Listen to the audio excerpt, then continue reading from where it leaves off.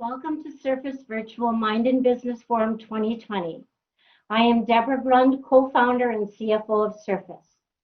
One of my most meaningful Surface duties is to oversee the sponsorship of our 50 World Vision children, their families and communities from around the world. Even throughout the COVID-19 pandemic, we have continued our full World Vision sponsorship. I want to thank each and every one of you for your continued support, because without you, this could not be possible. So from the bottom of our hearts, we thank you. Grow the mind, build the business. In our next 4 hours that we get to share with you, I promise you the inspiration and information to have an amazing finish to this year and a great start to next year. My name is Wayne Grund, co-founder of Surface. I'm Debra's husband. It is my pleasure to be able to share with you today the most amazing people that support Surface on a continuous basis. Today we will have Lindsey Curtis, National Sales Director, with us. We will have Sean Carlson, Global Ambassador, with us. And we will have McKee with us, our Artistic Ambassador. So you ready to rock?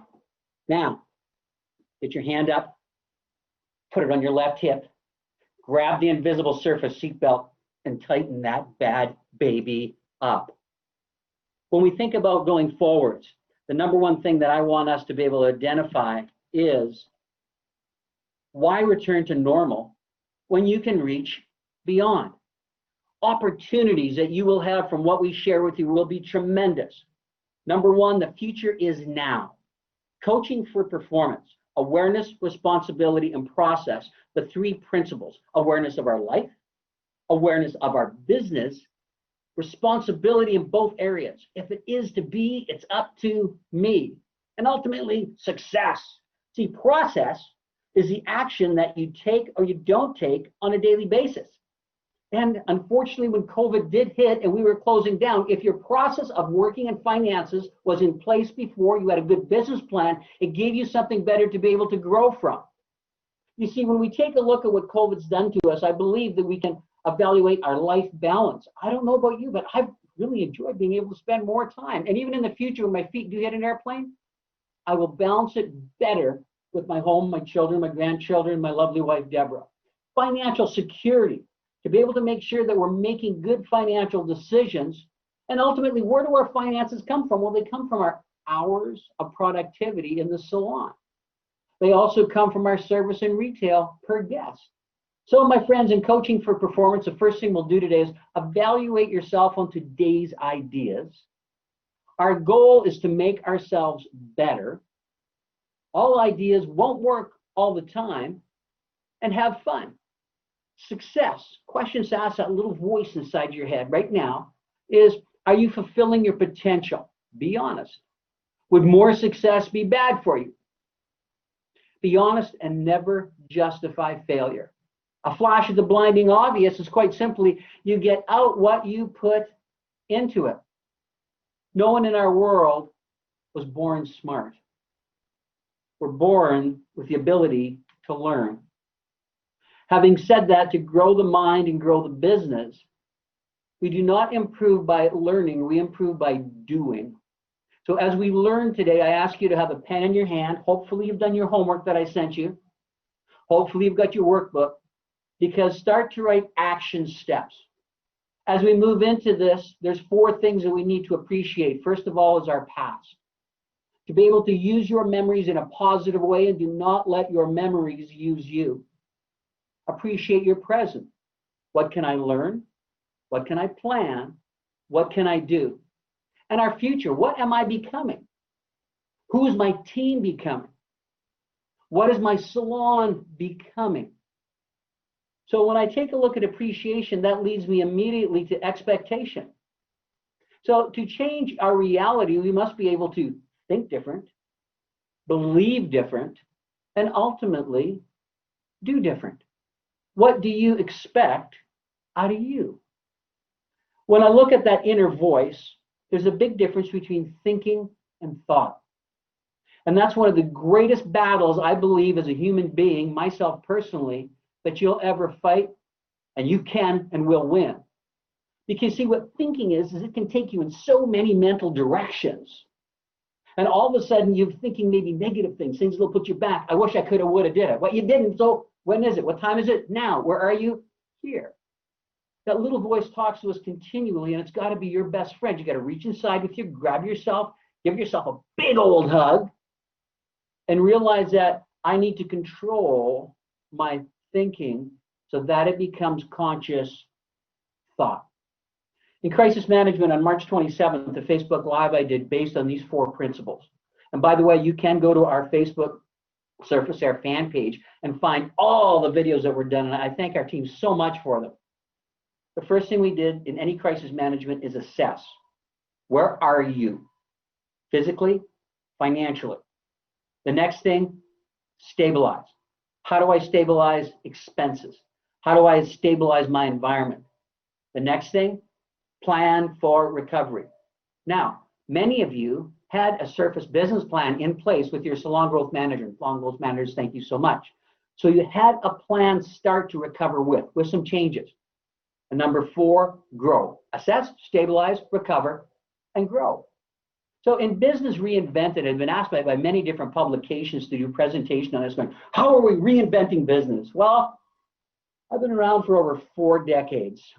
Many of you, my friends, know that I'm a 3rd-generation stylist. My daughter Jackie is a 4th generation. And you see that picture in the corner there? I remember that coming from my Aunt Betty's beauty salon with the rollers and my mom there.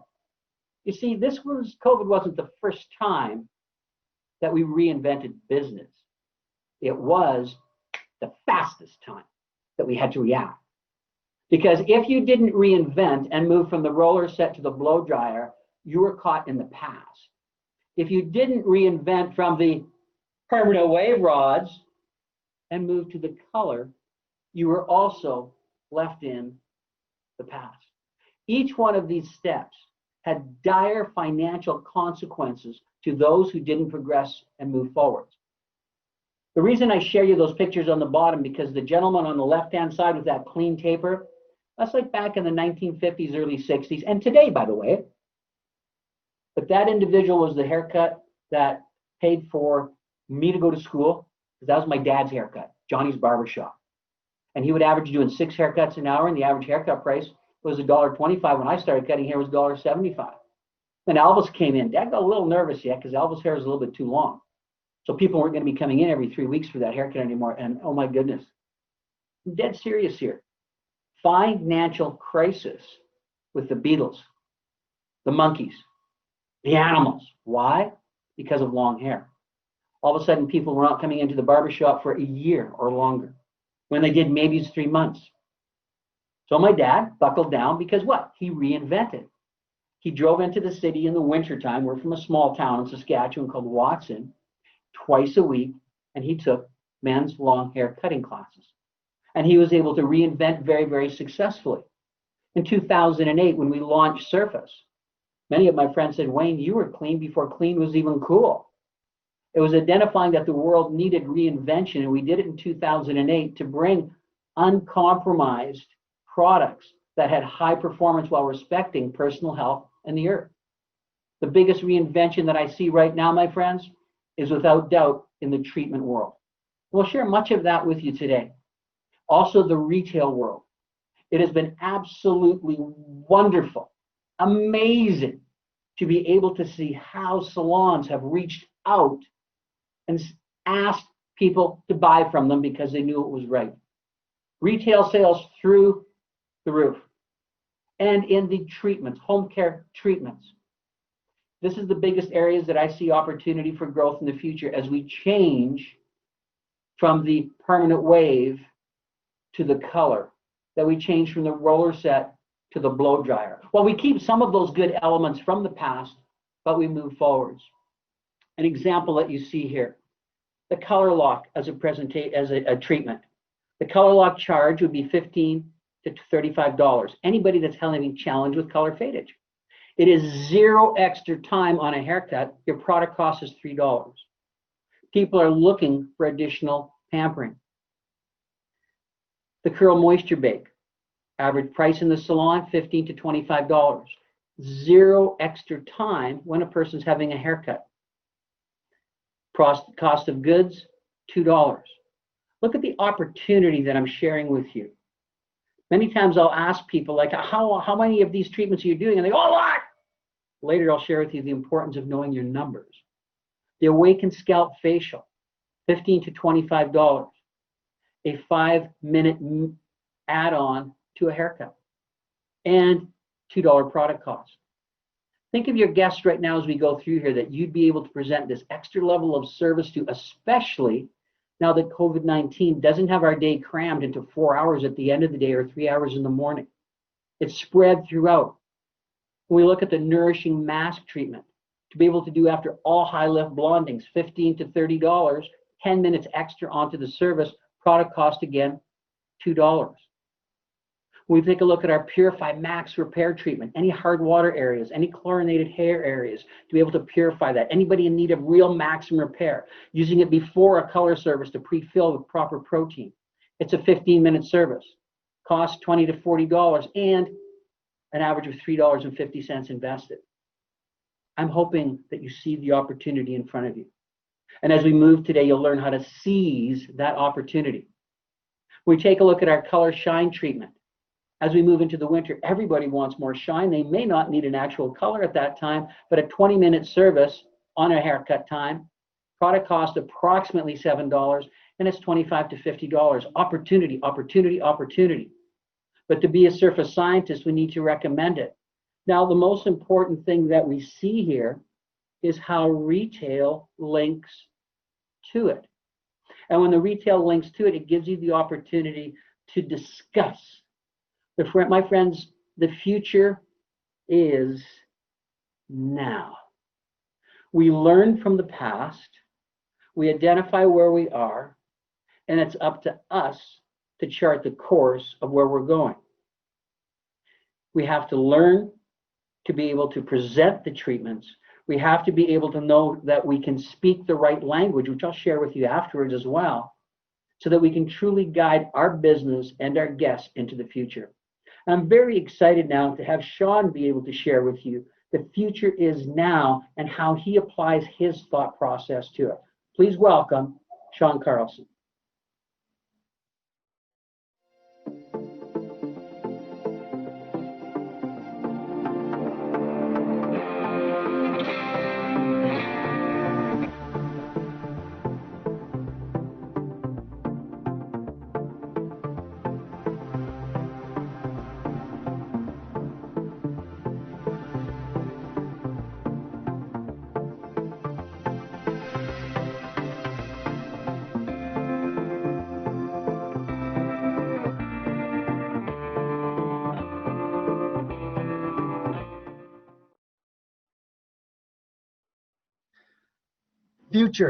Future is now.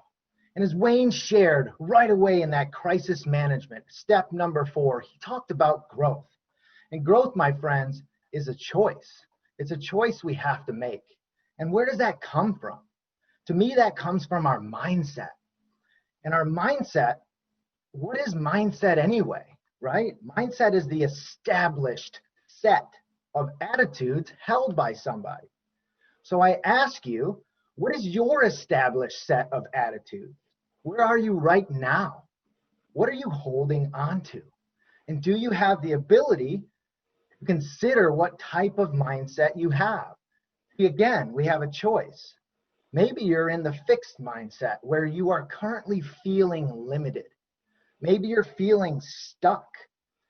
It's possible you're feeling uncontrolled or controlled by something else.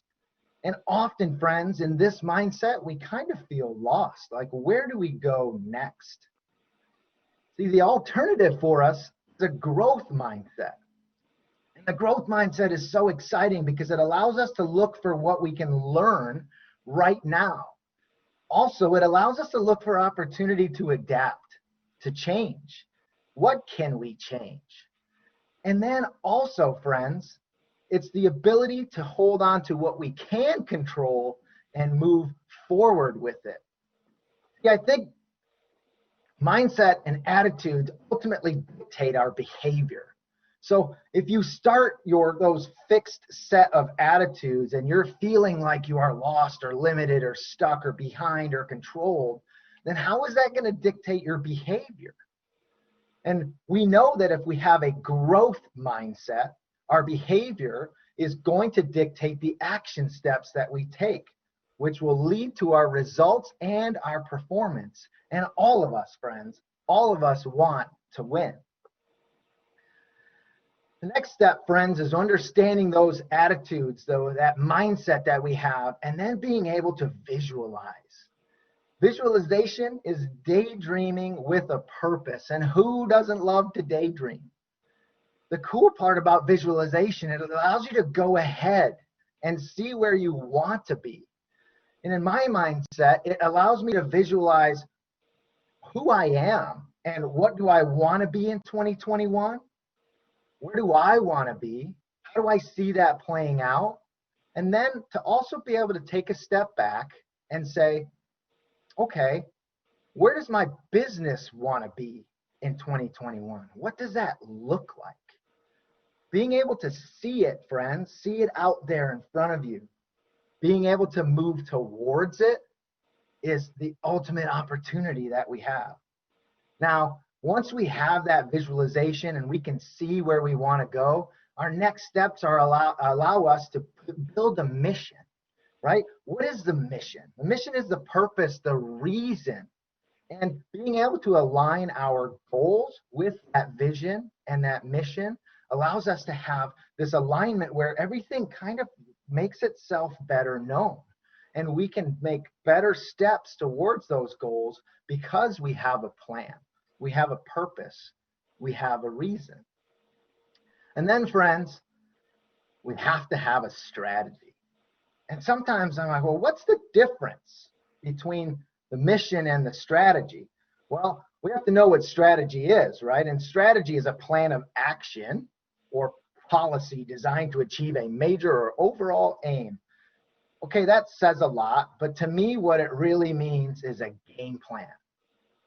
Now, the exciting part, friends, about a game plan is any game you join, you want to win. And each team lines up on the other side and they have their own strategy. They have a vision, they have a mission. They have this game plan of how they're going to reach their goals. But this is the real aha moment for me, friends, is what happens if things change in the middle of your game plan? What if pandemics cause turmoil within your game plan? Where do you go now? It's the ability, friends, to be able to adjust and have that mindset of growth. What can I learn? How can I move forward? And we really have to align all of these processes together so that we can have ultimate effectiveness in reaching that goal.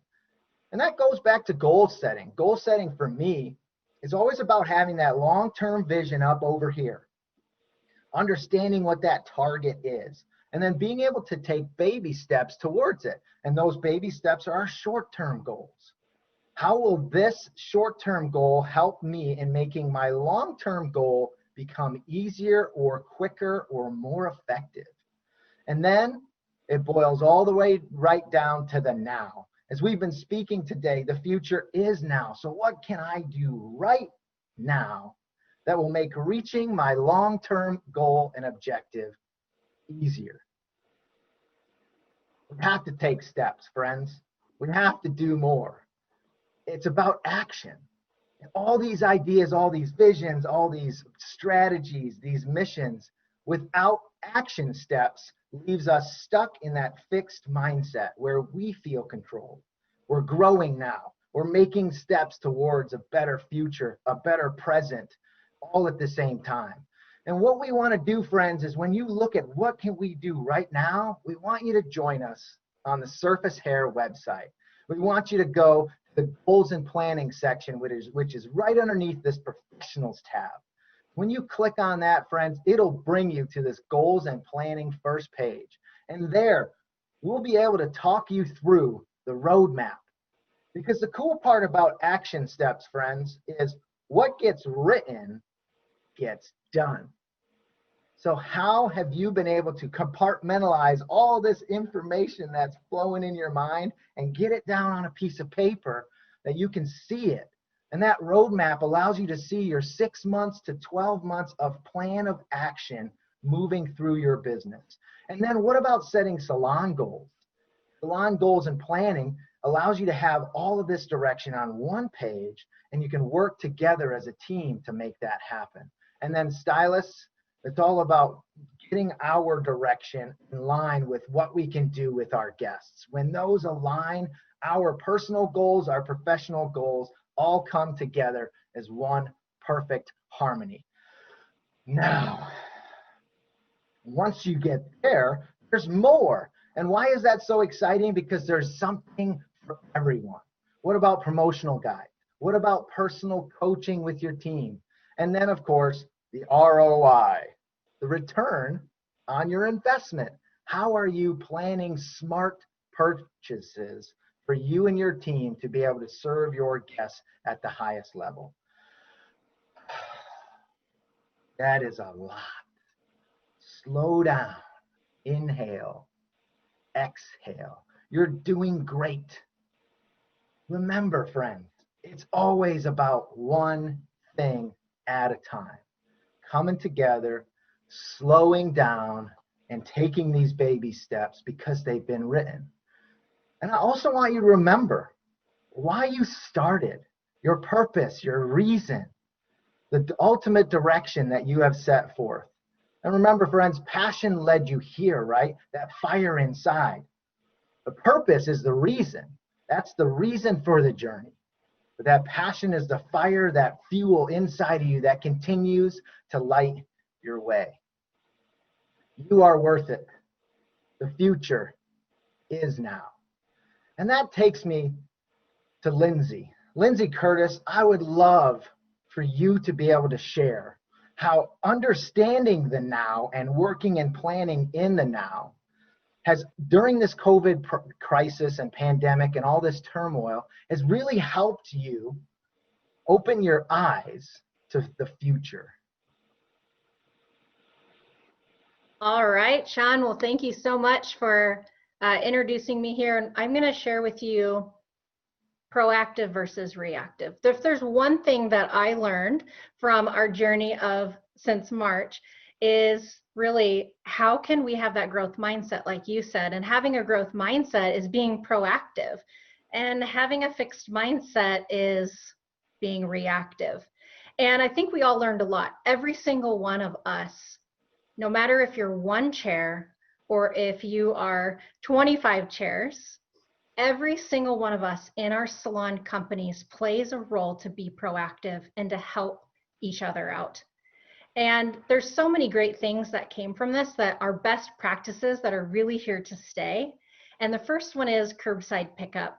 This is not going away, and it's one thing that has really helped increase our retail sales through the time. So that is not going to go away. Curbside pickup is fantastic. And also salon websites. Many of us out there have created online websites, so it's easy access for our guests to shop right on our own online store.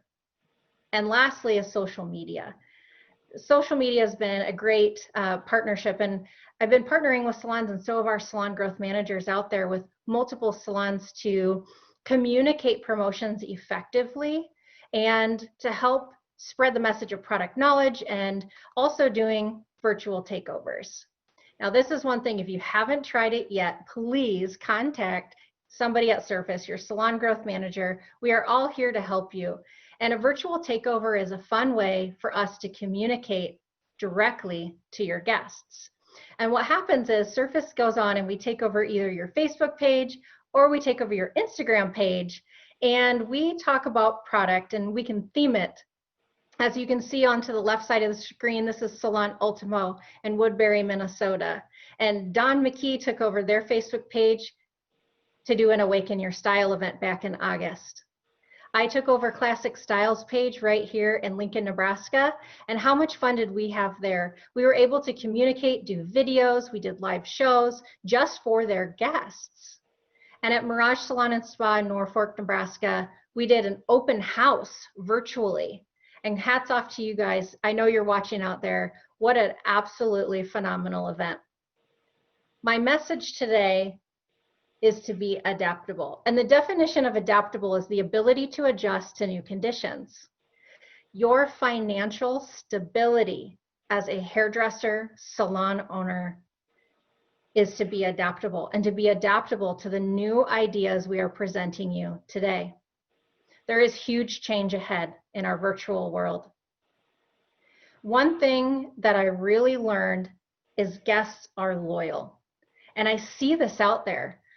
Guests are loyal to you because you provide them with exceptional service, exceptional support, exceptional help and satisfaction. You give them quality services.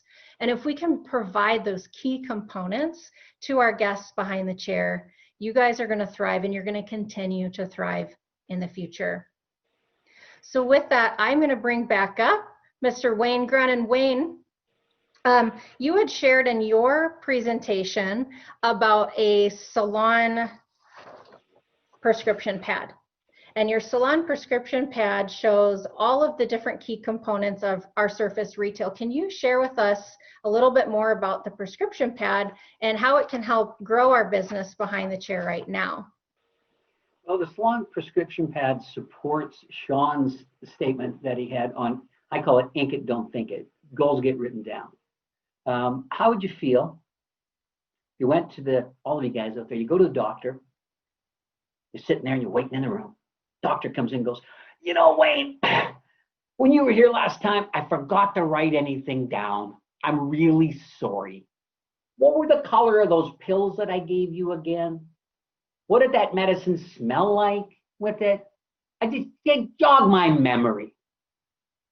You know, it's very similar to a stylist that gets caught up in how much you went off today, same as last time, just a trim, what do you want? Good to see you again. How was the football game?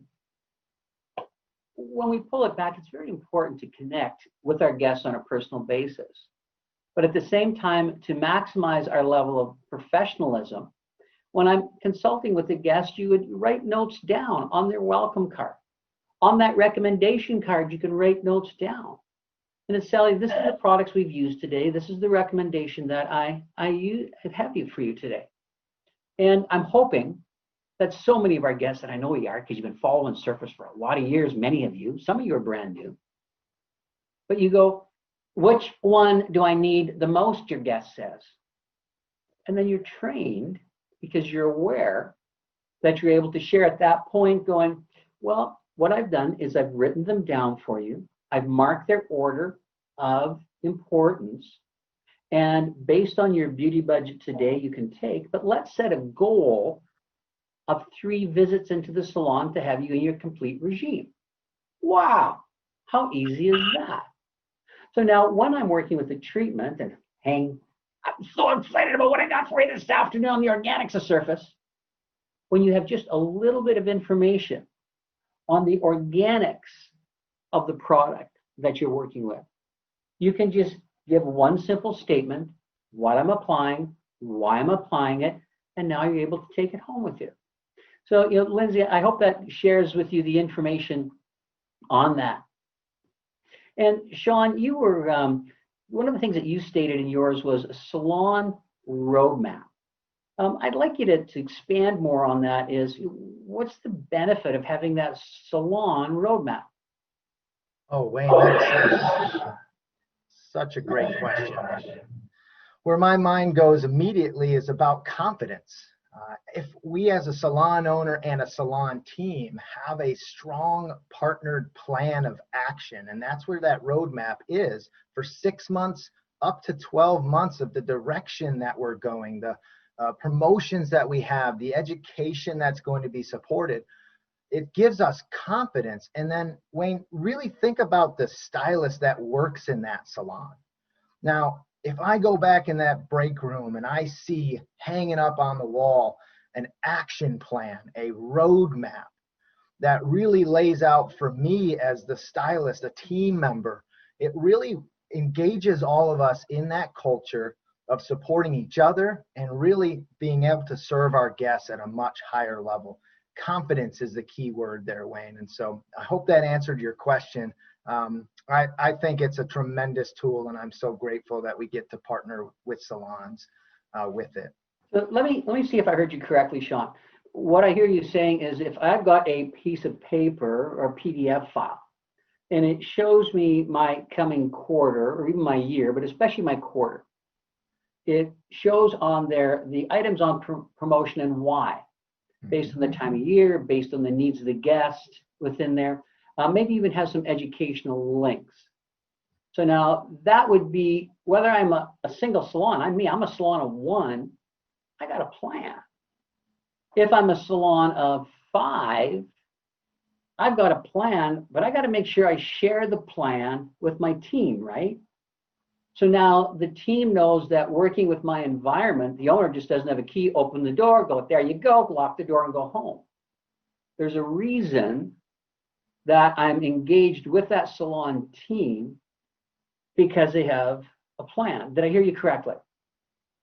That is spot on. Awesome. So I just don't have to wait for the deal of the month to make a decision. I actually have a plan. How cool is that?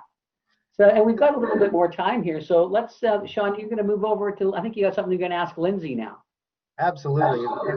And before I do that, Wayne, I think the other thing I wanted to add with that is it's so nice because if you have that roadmap and you have that roadmap available, if things change, if there's any new thing that comes into play, we have the ability to adapt with confidence because we have a process of planning in front of us, and it just gives us that ultimate confidence. And what do we know, Wayne? Anybody in the beauty industry who has confidence is what we're attracted to. And so, Lindsey, that leads me to some of the things that you shared that I found so dynamic, and that's virtual takeovers. Really where I want you to go with this, Lindsey, is I want you to explain some of the success stories in regards to sales for salons, for profitability that you have seen as a result of these virtual takeovers. Yes, well, thank you for asking that. It's one of the most popular things we're doing as salon growth managers in the field right now.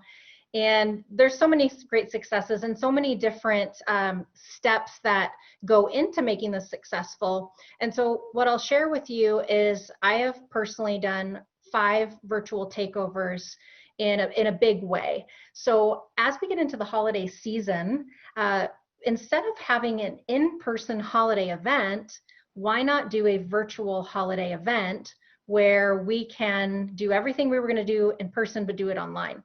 And so the ones that we've done so far are, as far as retail sales go, we've sold anywhere from $1,000 all the way up to $7,200 in one day. And again, there's so many key components that go into that in pre-planning.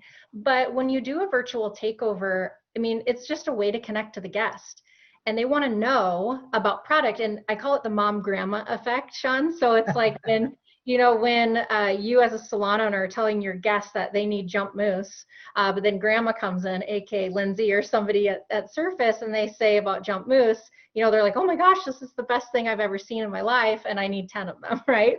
So it's a great way to connect. But I want you guys to think out there, if we can't do in-person events, we can do online events. And how do we do that? So by doing that is connecting first with your salon growth manager and also an advocate in your salon. If you have a Surface advocate or a Surface artist inside of your salon, they can do that too. And you were talking about a roadmap, Sean. Well, roadmaps are not just for promotions. Roadmaps are also for social media. And so you could lay out an entire roadmap for December, as an example, to do social media. So I hope that answers your question there on virtual takeovers. And again, anywhere from $1,000 to $7,200 so far on doing a virtual takeover day. So absolutely fantastic. So Wayne, I think we have some more questions for our salon panel today. Lindsey, one of the things, I just got a question in before you came over to me, and they asked me to expand more on the coaching for performance. And I want to take a minute to have people really understand it, because we'll address it again. And please note, pen in hand, there's three principles in coaching for performance. It begins with awareness. Number one, you can control only that which you're aware of. That which you're unaware of controls you. Awareness is not about judgment. It's about simply being aware. Your strengths, areas where you can improve. It's being able to sit back and really grow with a clear view. Now, the second step, awareness, takes you to responsibility. And responsibility is summed up in the most powerful 10 two-letter words in the world. And that is, if it is to be, it is up to me. So we realize that anytime we point a finger, we've got three and a thumb pointing back at ourselves. So with awareness, we take full responsibility for that business plan with it, for the social media, that little voice that pops up in our mind. See, the little voice, my friends, it tells us what we should be doing, doesn't it? But then another one will justify going, you don't have time for that right now. You've not done that before. You know what? I don't know if you can. Well, I'm here on behalf of our whole Surface family saying, yes, you can. We believe in you. You need to believe in yourself and accept the responsibility to plan and accept the responsibility to grow. So now I'm aware. I take responsibility. It's the learning. But nothing happens until my process of action changes. You see, what process is are the actions that you either take or you don't take on a daily basis. Example, you've got way more month at the end of the month than money. That happens 2 months in a row, just means your process isn't working. You got to review, what is my process? What actions can I take to be able to improve that? Now, there's certain things that will fall out of our control, but so many are in our control with a strong enough decision. I become aware, I take responsibility, and ultimately the process of action. So, just shooting out. Sean, do you have anything to add or questions on coaching for performance for me at all? Wayne, I just want to reiterate, and I love the mentality of that last step there is process. And often, like you said, we have all the ideas, we have the awareness, we take responsibility, and then we get stuck, we get frozen. And what I'm thankful for is the idea of what gets written gets done, and being able to take that action step, that process down to one step at a time really allows us to take those baby steps forward. Can you elaborate a little bit, Wayne, on those baby steps? And when we talk about roadmaps and that process in general, where do you feel is the best place for some of us to start? Where do we start? You got to look in the past and see where you were and tie it to the present where you are. And we're going to see that a lot of it quite quickly. And many of the people had a divine aha, I hope you did, when I asked you to find out your hours of productivity. Where are you right now? Where are you with your retail units per guest? Where are you with your service units per guest? It tells you where you are. The next thing that we have on the site that you shared, Sean, was the assessment. We have an assessment program where you do not even have to go into your computer. Just go into your mind. Sit down with your coffee or tea in the morning, your favorite beverage, and take a look at that assessment and going, okay, really now, where's my income coming from within these retail categories? Where's my inventory coming? Where's my income coming in these service categories? And then by raising my level of awareness, the next sheet we have there is an opportunities guide. What kind of education do I need to be able to grow this area that could be of weakness?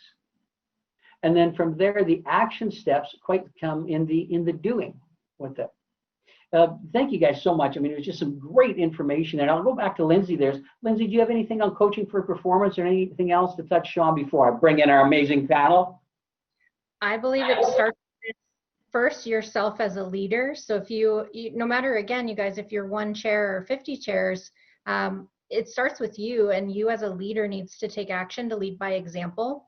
And I agree with you, Wayne, on the salon assessment. It is the very first thing we do at Surface for salon growth management, because that's going to give us a clear path to create your roadmap. So I'd start there first. Awesome. Thank you so much. Now, with the panel here, I'm so honored to have these gentlemen join us on our panel. And the very first gentleman I'm introducing to you is Kevin Reimer from Edmonton, Alberta, the Estelle Hair Design Academy. And Kevin and I believe we've been friends for over 30 some years. I was trying to add the years. I believe I've been in the school to present with your students. You've had me in as a guest. I mean, over probably 15 to 20 years right now. And for your second generation in the school business and what you've done for the industry, I just thank you so much. And the other gentleman that's going to be joining us is a very dear friend, a past Surface educator, an extremely successful salon owner and stylist in La Peta, Maryland, is Gareth Jenkins. So first of all, I'm going to start things off though with you, Kevin. Kevin, what's been your biggest learning point from COVID-19? Wow, that's a real big question right there. We were closed for probably 15 weeks, I think, from the time things happened in March till we had customers and students back in the school in towards the end of June. And every day I still came into work, even though there was nothing going on. I answered the phones because people would still call, people would still be emailing. And one thing that became apparent really, really quick is that there was a lot of unknown and a lot of fear. And so I was like going, I need to address that fear in our customers. And we've got two customers. That is the student who stands behind the chair and the person who sits in the chair for the students to work on. And both have got different levels of fear, both have got different levels of concern. And so we kind of revamped, we had to space stations apart. So we went from 37 down to 22 usable stations. It meant we had to reduce class sizes. We lost an entire class in the May grouping. And it meant that we had to kind of repurpose some of the students' time while they were in school. So we built in what I call a support position for students. So every day we have a number of students that are working to greet guests, put them through our COVID checklist, take temperatures, collect contact information, and we keep all that stuff for contact tracing in case I get a phone call from Alberta Health going, somebody who was in your school last Thursday that has tested positive. Well, I've got day by day, I've got everyone's phone number, email, and their slide, and we got it all in an envelope, and I can go contact trace away, and I can help Alberta Health track people down. It's amazing for my customers how much they keep coming up and telling me, I feel really safe coming here. And so it's by making them feel that this is a safe place that they can go, then they're more likely to come. If they're a little unsure, if they're concerned about that, then you're not going to have the same number of customers coming through the door. We're reduced simply because we don't have as many stations. I can't have it reduced even more with people having a sense of fear. So for me, it was trying to address fear, and then the same sort of activities went through with the students, and just kind of right off the bat, that's the one that I wanted to tackle first, was to kind of reduce fear in our guests. Awesome, Kevin. And one of the things that I noticed being our social media friends out there is I began to see amazing posts with your students learning off of our Surface U University. Yep. And then even holding their certificates that they achieved. Can you share with me, how did you create that initiative? How did you get inspired for them to do that at home? Sure. Well, when we first were kind of looking at closing, it was March 17th. It was a Tuesday. I had the students come in, and we had a big meeting. And I cleared the schedule of all appointments, anyways. And I knew in my own head I was going to go, hey, we're going to have to shut down for a while. And this is, I think it's so cute. We go back then, everyone was still going 2 weeks, and it was like, oh, okay, fine. So it was like, all right, I wanted to talk to them and let them tell me where their fears were, what they were comfortable with. And we had a collective meeting, and I said, let's look at closing for 2 weeks. We'll come back on April 1st and we'll get going on this. And everybody's like, yeah. And about 4 days into that 2 weeks, I was like, we're not coming back on April 1. There's no way that's going to happen. And so I started putting together a bunch of different kind of homework assignments that I could send the students.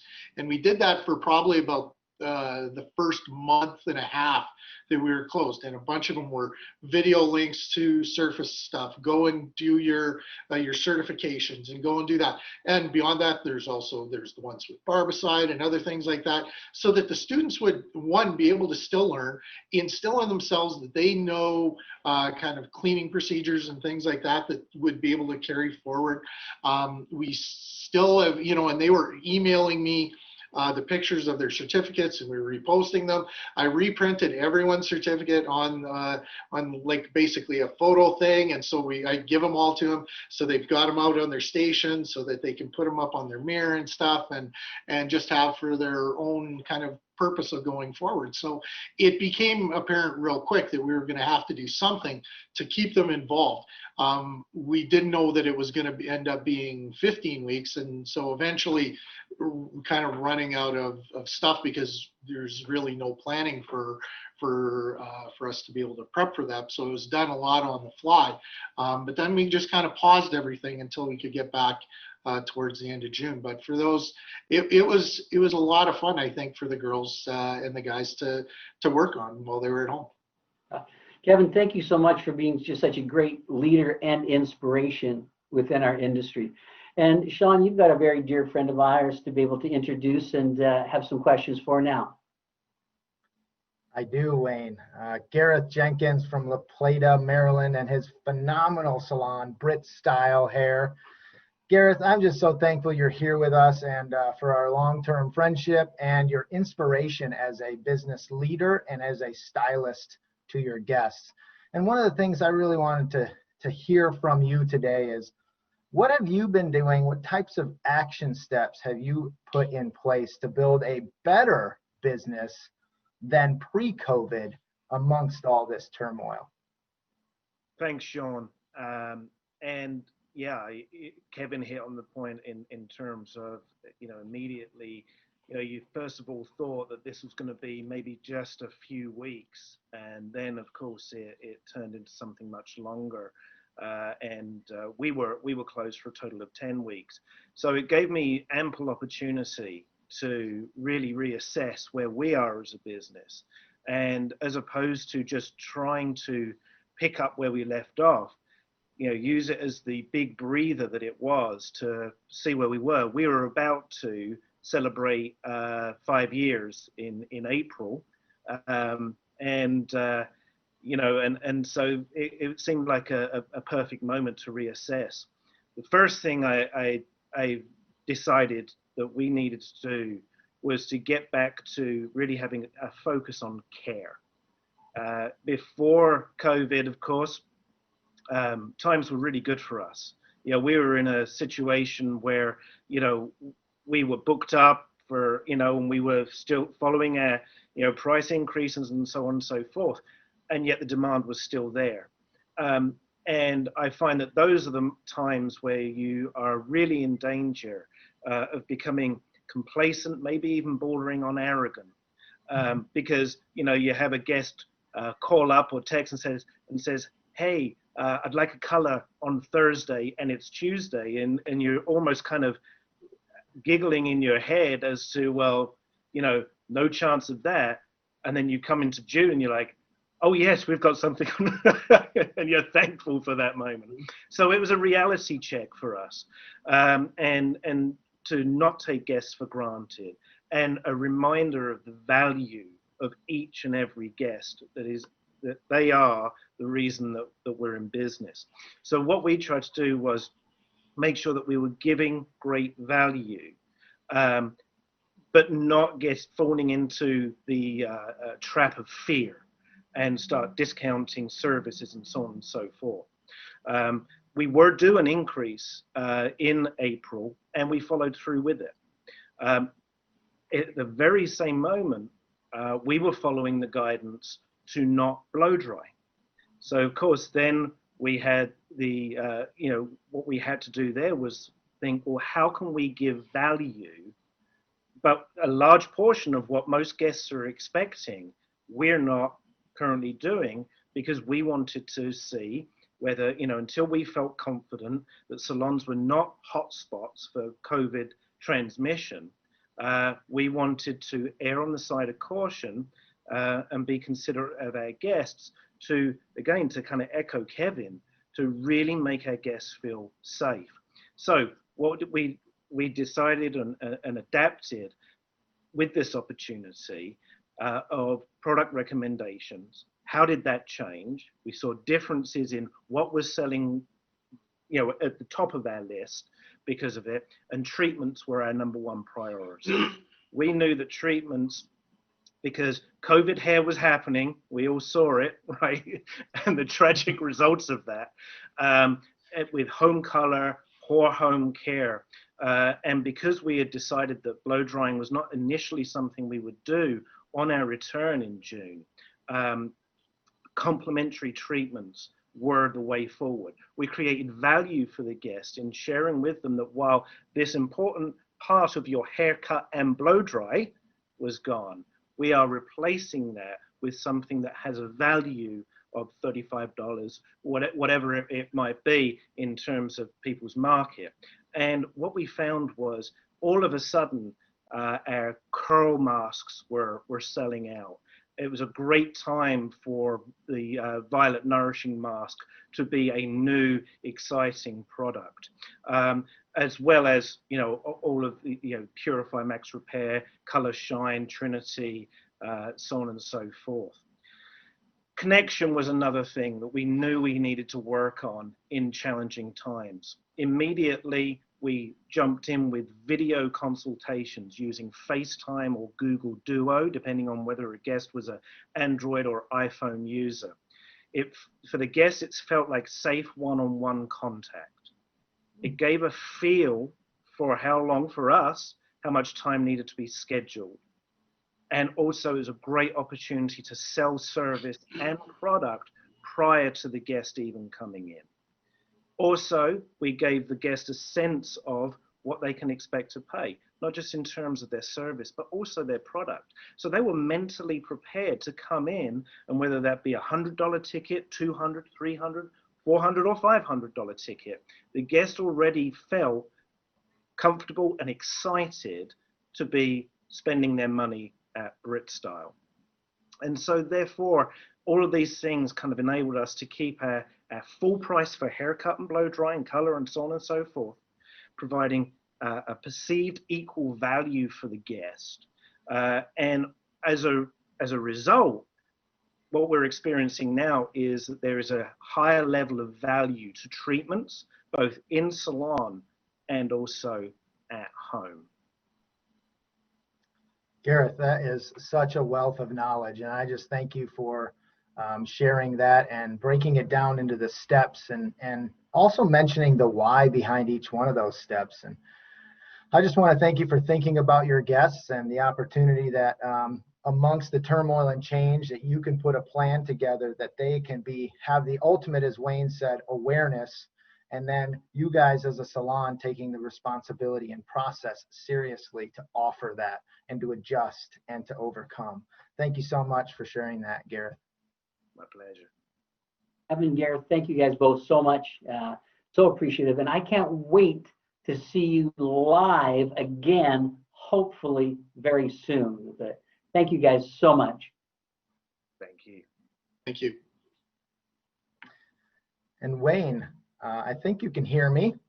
I would love for you to be able to take us now. You know, we're thinking about the future is now, and expanding on that and really sharing with us the importance of paying ourselves, the stylists, the salons first. Can you expand on that, please?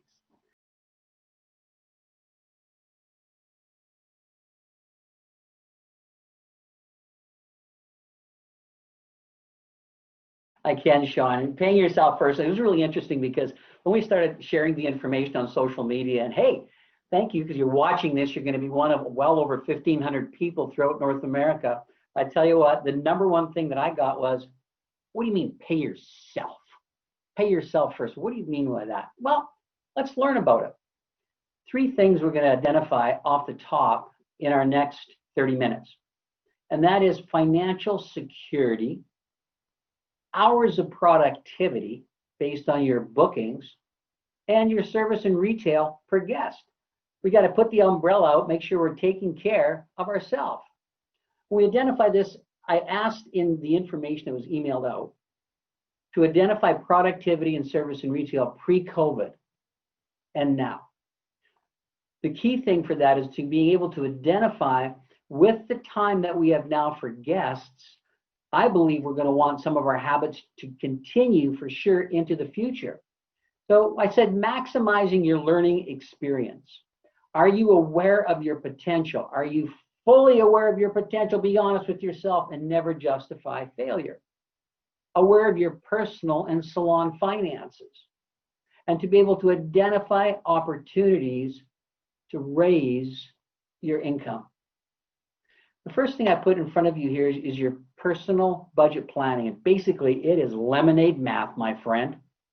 And in lemonade math, as we go through this, your income is your service, your retail, potentially tips, your expenses, what you have there. And then when we come up, what I say is you should be planning to save 10% of your income for long-term savings. Throughout the years, I've shared this on so many stages and now here. And the joke was, unfortunately, very true. And that's why I was, concerned about my wildest dreams when COVID hit last year. Because in many cases, if you want to see how successful that a 45-year-old stylist is, you can't look in a retirement portfolio. You need to look on their driveway or in their closet. Because the hairdresser on average will wear their wealth better than anybody else in the world until all of a sudden we wake up at retirement age or in a crisis going, oh my goodness. So this was my recommendation for long-term on 10% of income should go into long-term savings, just as you save for any other type of your budget. Now, the first thing the voice goes is, where does the money come from?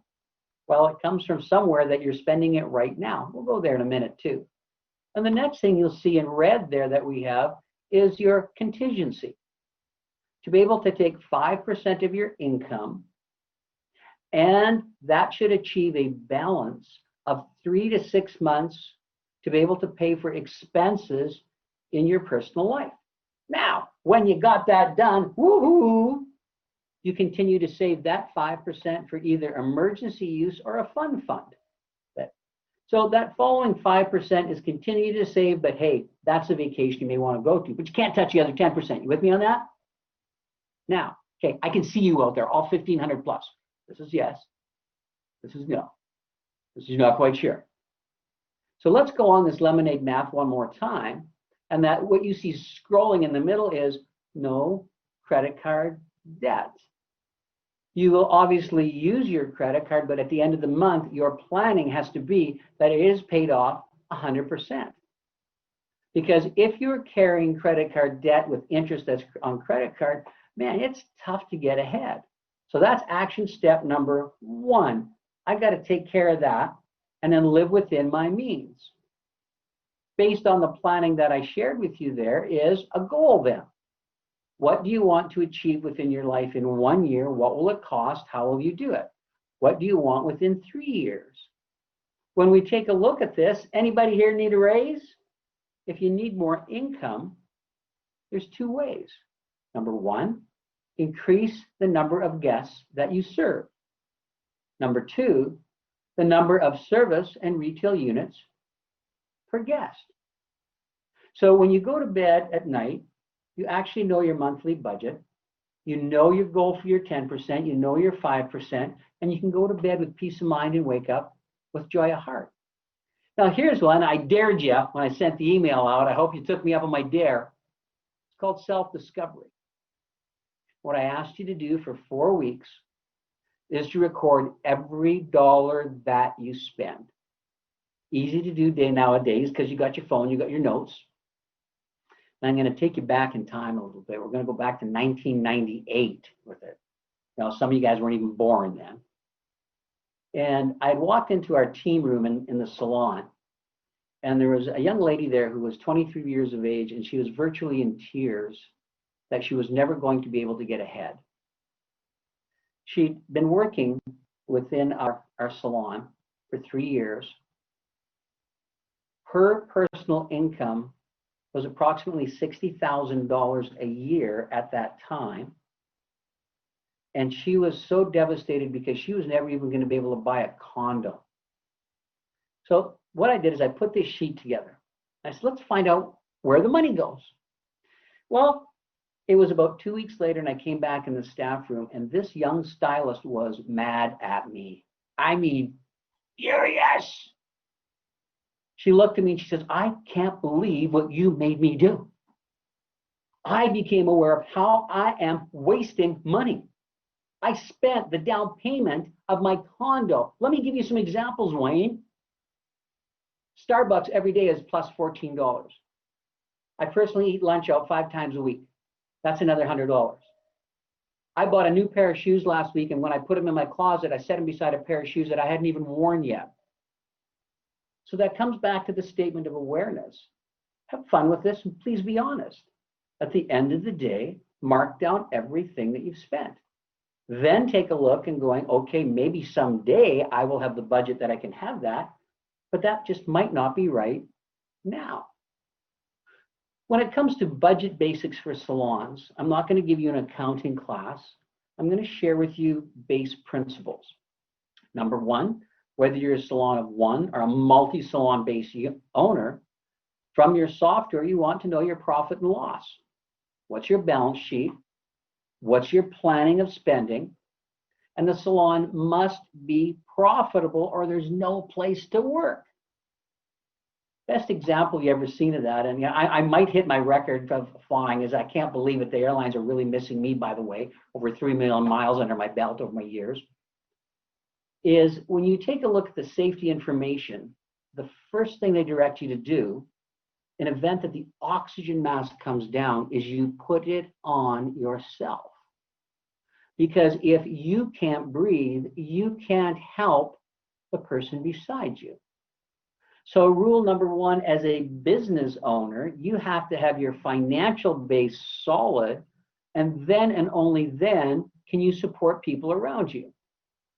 And again, this is all about, there it is, key awareness. As an owner, pay yourself as you pay others. Yes, salon of one. If you are a salon of one, at the end of the month, what were your service sales? What would you say is a fair payment base for that? And then, yeah, the other rest of the money could be yours after expenses, but it shows you, did you just buy yourself a place to work? If you're a salon of 2, 3, 4, 5, or 6, pay yourself and see what's left. The next thing is so important. Identify the specific awareness of where your service sales come from. Is it coming from cut? Is it coming from color? Is it coming from texture? Does it come from treatments? So I need to know where those dollars come from, and that's very similar to what our assessment is that we have on online, is you need to know you have areas to growth and service. Now, the number one area to grow, as we shared before, is treatments. The next thing, be with me right here. They say your mind can only hold one thought at a time. I need you with me. No mind vacations. I'm identifying product recovery that is a separate charge than your service. For example, don't quote the amounts, I don't know your amount. Let's say your haircut is $50. So the guest bill may be $50, but you may have a $2 product recovery charge that goes with it. You may have a $3. Now what that recovery charge covers would be the goods that would be used. For example, that's your back bar. Do you have COVID expenses that are happening right now? Now, if somebody is having a color, the service charge for the color, could be $80, but it may be $7 for your product charge. The reason that I share that with you is you need to separate the two, because the only commissionable that you would pay yourself or you're paying others should be on the service, not the product. Give you an example. If you began absorbing $4 in relationship to COVID and you put it onto a ticket that somebody was being paid 50% of, you're now paying 50% of the $4 in COVID. You're giving $2 COVID dollars away. You with me on that? The other thing that it helps you with, my friends, is if there is raised costs in regards to your overall products you're using, that's an area that you can raise. little voice going, how could I ever do that to my guests now? I'm just giving you ideas. Whether you do or don't, you've got the ideas. But put this thought into it.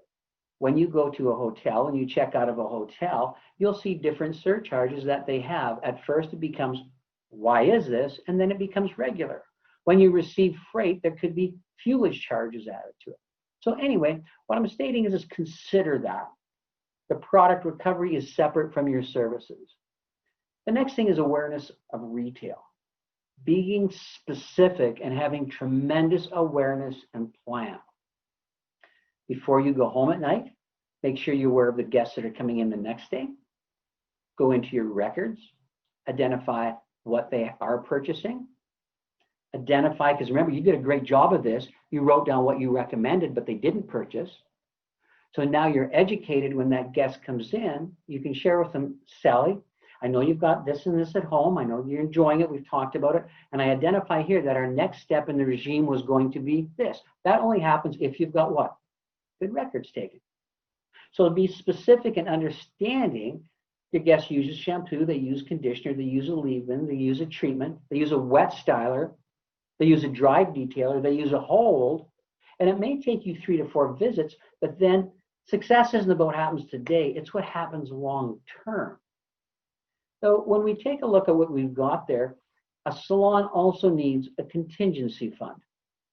The contingency fund should be targeted at 2.5% of sales. The minimum balance in a salon's contingency fund should cover fixed expenses, again, minimum 3 months, preferably 6 months fixed expenses. Now, what happens when you achieve that contingency fund? You keep that balance there, but then that 2.5% can go towards growth. I hope you got it. Now, you ready? Okay, shake it out a little bit. Get the pen ready.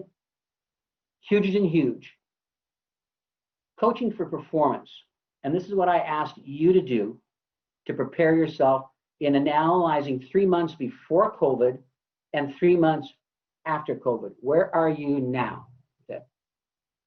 Your personal productivity percentage are the hours of how many of them are real. So let me give you an example. What just came up on your screen there is your potential. I'm not suggesting you work 8 hours a day, 9 to 6. This is just an example. You may want to work earlier. You may want to work later. You may only want to work 5 hours a day. What I want to see is how much time do you want to sell? Because that's really what we do is we sell our time. So in the example that I gave you here is this stylist has the potential to be booked for 8 hours. Now, where you'll see where the guests came in, the real productivity here is a total of 4 hours. So when we calculate the percentage, a potential, 4 real, this stylist is producing at 50% of their productivity level.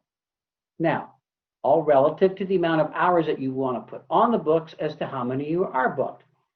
Please, quiet time for a second, look straight ahead. How much opportunity would have this stylist had today to be able to increase their income by properly identifying the treatment needs, potentially, of these guests? Now, go one step farther with that. You see where that yellow popped up in the blanks? When calculating potential productivity, do not deduct a no-show. The reason they no-showed is something else mattered more than you do. How do you matter more? The other thing is you can't book that time off. You see, unfortunately, it's sad but true. And I tell you what, after today, I know it's not going to be because you're going to sell what you want to sell. Is it 4 hours a day you want to sell? Is it 5 hours or is it 8 like this? But what happens too often is all of a sudden, this person here looks at, you know what, I got a 5 o'clock and my last one is 3. So I'm going to phone my 5 o'clock, see if she can come in earlier at 1:30, and I'm going home early. And you know what, I'm going to go early for lunch today, so just book me off at 11.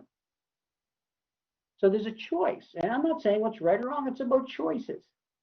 Make a choice. If this downtime will you fill with extra services, Or will you work with different ways, maybe in social media, maybe face-to-face once we can do it again, of marketing yourself? So this is your productivity. Now, calculate productivity percentage over 3 consecutive months. And as a stylist, if you're over 80% productive and 80% of your guests are return requests, that tells you that there's enough demand on your services to raise your prices. The world revolves around supply and demand. A well-run restaurant tracks their table turns during their peak hours, from 5 o'clock until they're closing. When their table turns reach a certain level, they get a new menu. Guess why they get a new menu? They've got new prices because their community is exporting so that they can. So they live a better quality of life, their servers have a better income, and everybody wins. So now, when that happens and I raise my prices, how do I go about it? We suggest posting a sign at your station 6 weeks out. Congratulations, Jane. Due to the demand of Jane's services, her prices will be increasing X as of X. Underneath that sign, it says, we appreciate you being our guest. On your next visit, you'll receive a complimentary one of the following surface treatments best suited to your needs. Now, the next question is, how much do I raise them, Wayne? What I have found over my past 40 plus years is that if your current haircut price is less than $50, you can actually raise safely by 10%. If your haircut price is over $50, you can very safely raise by 5%. Please note, time out, you with me? Do not make the mistake that I did a number of years ago, and I applied the price increase only to my service of the haircut, until I learned what I needed to do was apply the percentage to the service related to the color. Now, does that percentage apply to the cost of goods, product recovery? No, it goes to where? The actual service part of it. The next question I get all the time, well, how many times a year can you raise your prices? I haven't raised mine in a couple of years. How many do you want?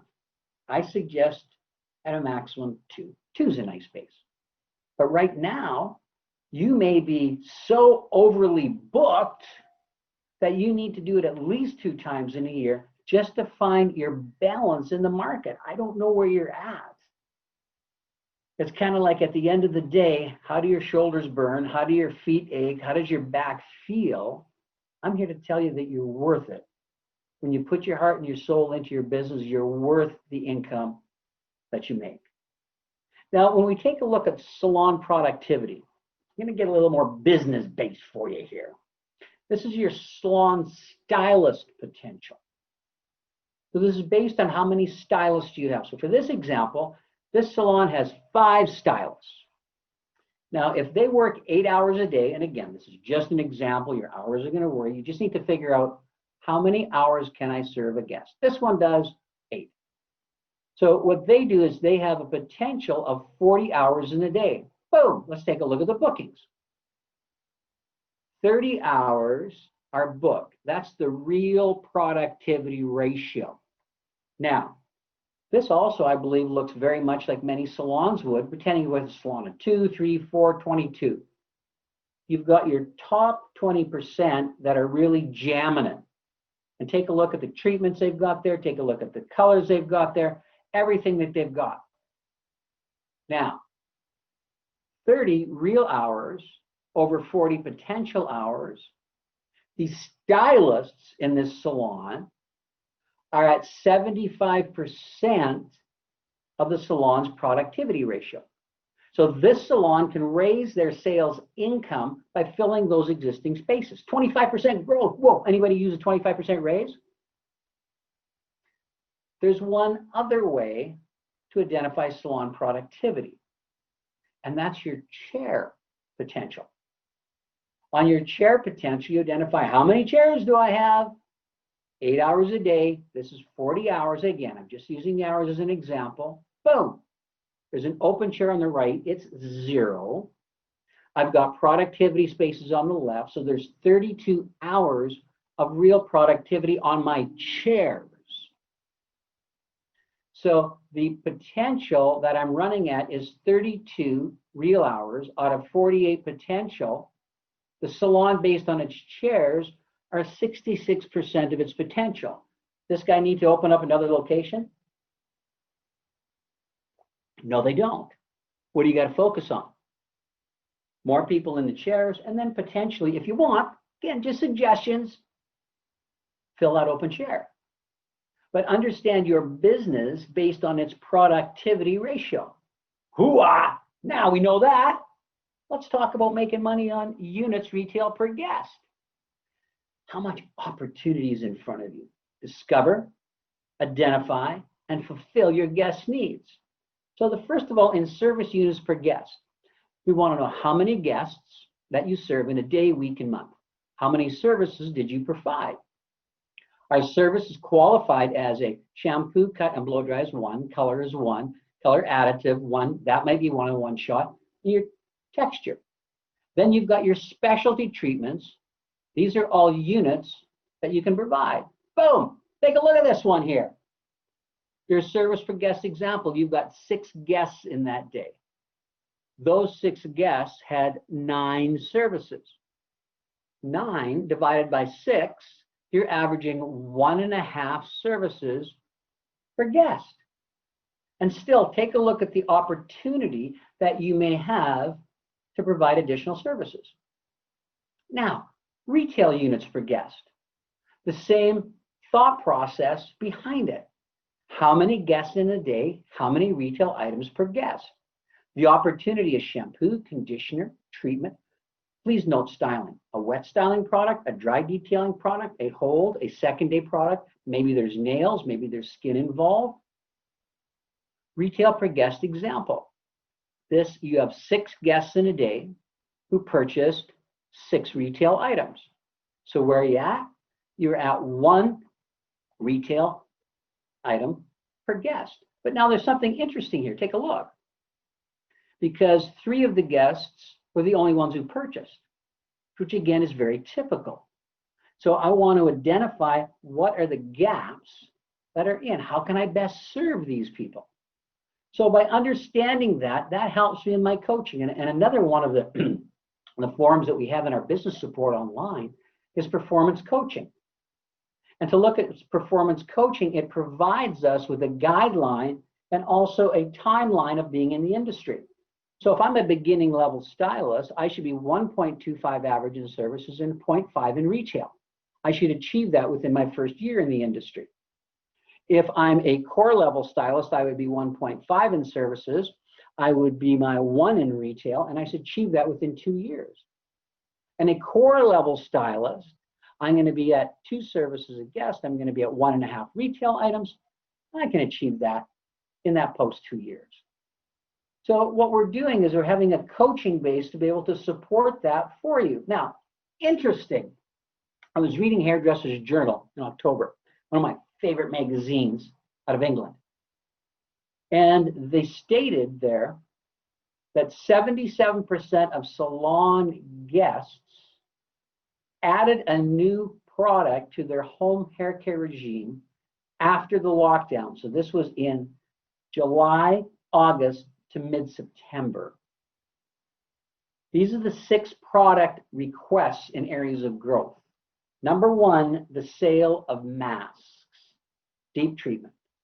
Number 2, heat protection hair care and stylers. Number 3, scalp care, Awaken Scalp Facial.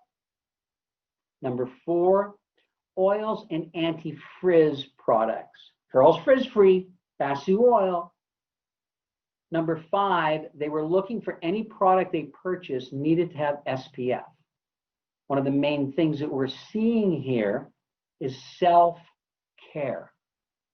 People are identifying all opportunities to make beauty with a conscience choices and natural and vegan hair care. Those were the top 6 that we had. Now, anybody got a brain cramp yet? I hope not, because if you did your homework, you've got that done. And if not, you know you've got some homework to do. Because when it comes to connecting your services, as well as your retail, with your guest, It comes down to principles of selling. And there's 4 constant principles in the world. The 4 constants begin with the principle of, am I a shark taking what I can? Am I a carp doing nothing laying at the bottom of the ocean? Or do I live my life as a dolphin? Being able to be strong, caring, supportive, compassionate. I work hard, play smart, I have fun. I've got solid principles. The other constant in the world is change. And success is your response to change. How do you respond to the changes COVID brings? That will determine your success. Choice. Choice has become behind stimulus and response. I have a stimulus, I have a response. What's in between there? And selling. Selling is serving. Nothing happens until something is sold. A healthy view of selling is what supports your service and retail sales, which is your income. Ask you this right now. If you got a pen in your hand, write it down. What is your possible? What are your service and retail possible income in the month? What's not possible? I know we've all been taught, well, anything is possible, and potentially it can be. But what numbers do you have in your mind right now? The next is, who drew the line? Who drew the line saying that, yes, you can charge $75 for your haircut, but you can't charge $90? Who drew the line saying that a shampoo at $32 is expensive and one at $28? Who drew those lines? You see, those are all imaginary not lines, and in life, sometimes we have to get out of our way and let ourselves go through. COVID-19 erased a line of negativity of retail and brought it to the forefront. It raised awareness of the possible that service equals selling. And you saw people are jumping online, letting them know, curbside pickup, doing ultimately anything I can do to get product into your hands. So amazing. Please keep it up. Get even better at it. Make retail a forefront of what you're presenting, because it is part of your service. Now, your healthy view of selling is based on your internal beliefs of your possible. If you believe in what you can achieve, because that belief will control your actions and it will control your goals. Do you have a goal for $500 a month in retail at 0.5 units a guest? Do you have a goal of 4,000? I love when I talk to Gareth and all of a sudden, boom, I get this text from Gareth. He goes, Wayne, June was amazing. Hope and I, our 2 stylists, over $11,000 in retail.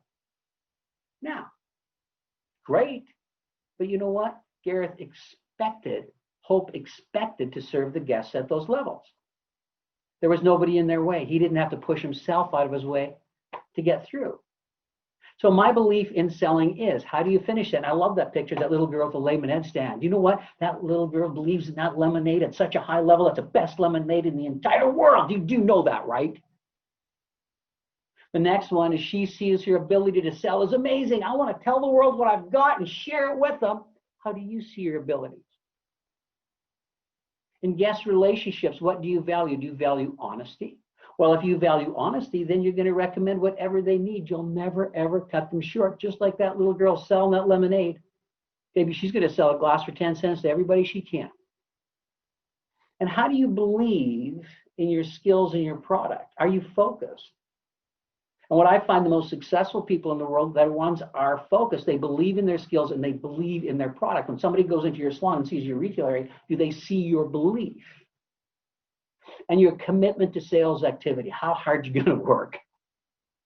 How are you going to have fun? How are you going to make a difference? And that's ultimately what that's about. And realize that there is fear. You got to get out of your way, let yourself go through. You just got to do it anyway until it becomes part of you. And if you do hear no, it's quite simply just no, not right now. Selling is closing the gap. Here I am, current situation. There's where I want to be. Here's your guest, current situation. There's where your guest wants to be with their amazing hair. Now, if you don't close the gap in service and retail, what are the consequences going to be? Guest doesn't look as good as they possibly can, and your income level is not rising. What I ask you to do is identify one of your internal beliefs that you will improve on today. In doing that, you're living the world of coaching. Coaching awareness. Being in control of what you're aware of and understanding that what you're unaware of may control you. Good coaching begins with seeing and appreciating a team for who they are, while at the same time seeing who they can become. I ask you to look in a mirror and seeing who you're becoming and appreciate who you are and coach yourself in the right direction. Coaching is about doing what's right, self-respect, respect of others, having a plan, working the plan, sacrifice, courage, endurance, leaving the earth a better place. And responsibility, when you accept responsibility for your thoughts and your actions, your commitment to them rises, and so does your performance. If it is to be, it's up to me. Life is hard work, but I'm here to share with you that it's worth it. And in that coaching process are the actions that you take, you don't take on a daily basis. And your success is determined by two factors. Please note this. One is stable. They're in your control. That's ability and effort. Your ability and effort is controlled by how hard you're going to work and how much you're going to learn. Unstable, it's out of your control. Task difficulty and lady luck. If a task is difficult, the more I learn, which is my stable ability, the easier the task becomes. And lady luck. In life, what I've found is the harder people work, the more luck they tend to have. Pay yourself first. Write yourself a budget. Identify your hours of productivity. Identify your service for guests, your retail per guest. Grow with a healthy view of selling. Identify the treatments for your guests at every opportunity, and coach yourself for performance. To be able to support this, there's a mental why that is so important. And the most amazing delivery of this message is done by our global ambassador, Sean Carlson.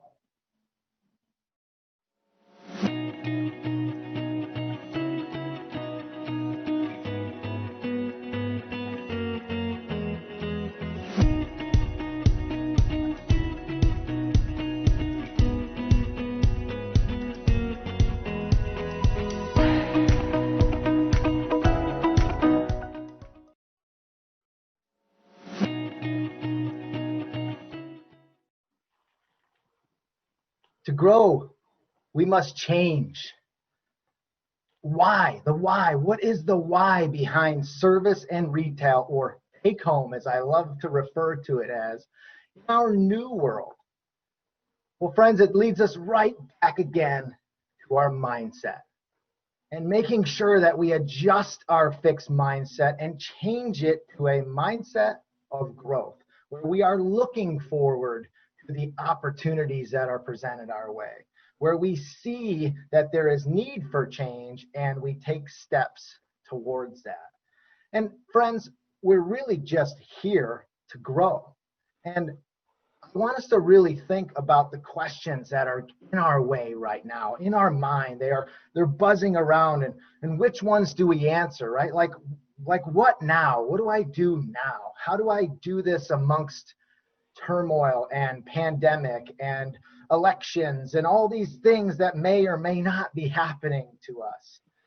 How do I do it with profitability? How do I make sure I'm looking for new ways and adjusting the ways I already work to maintain or grow my profitability? What about my fixed costs? Are those changing? Are my costs rising, as Wayne has mentioned? And then being able to meet and exceed our guest and our staff's expectations. All of this while we look to grow our business and grow ourselves. And one of the areas I would love us to be able to work through is new guest retention. But when we look at all these questions, here's a great question for us. How can I grow with new guest retention? Well, the market tells us, friends, that our industry averages 30% or less of new guest retention, meaning those guests, out of 10 guests, 3 or less return for their second visit. And the question I want us to ask ourselves is why? Why is that happening? And what can we do about it? And I feel it directly relates to what Wayne was sharing with us, and that is being able to tie retail or take home as a mindset that it is part of our service. It's not something we do to somebody. It's stuff that we do. It's the recommendations. It's the awareness that we do with and for our guests. And I want you to think about profitability within your business. If 90% or more of your guests, new guests, return for a second, a third, a fourth visit, what does that immediately do for your personal income, because you're paying yourself first? And what does it also do for your business? Again, it relates, friends, to our attitudes, that fixed set of attitudes, the mindset that we have, and what does our behavior say? So we need to take a look at the services, the conversations, the process that we have with our new guests to make sure that we are recommending product as a partnership through the service. If we are able to share with them the relation of products to service to at-home care, we will definitely increase our new guest retention to 90% or more. And then I want us to think about guest frequency. So if our guests are coming back more often, how does that help us with our business? Or what if during COVID we can only see less guests? How does guest frequency work for us, not against us? Well, I want us to consider less more.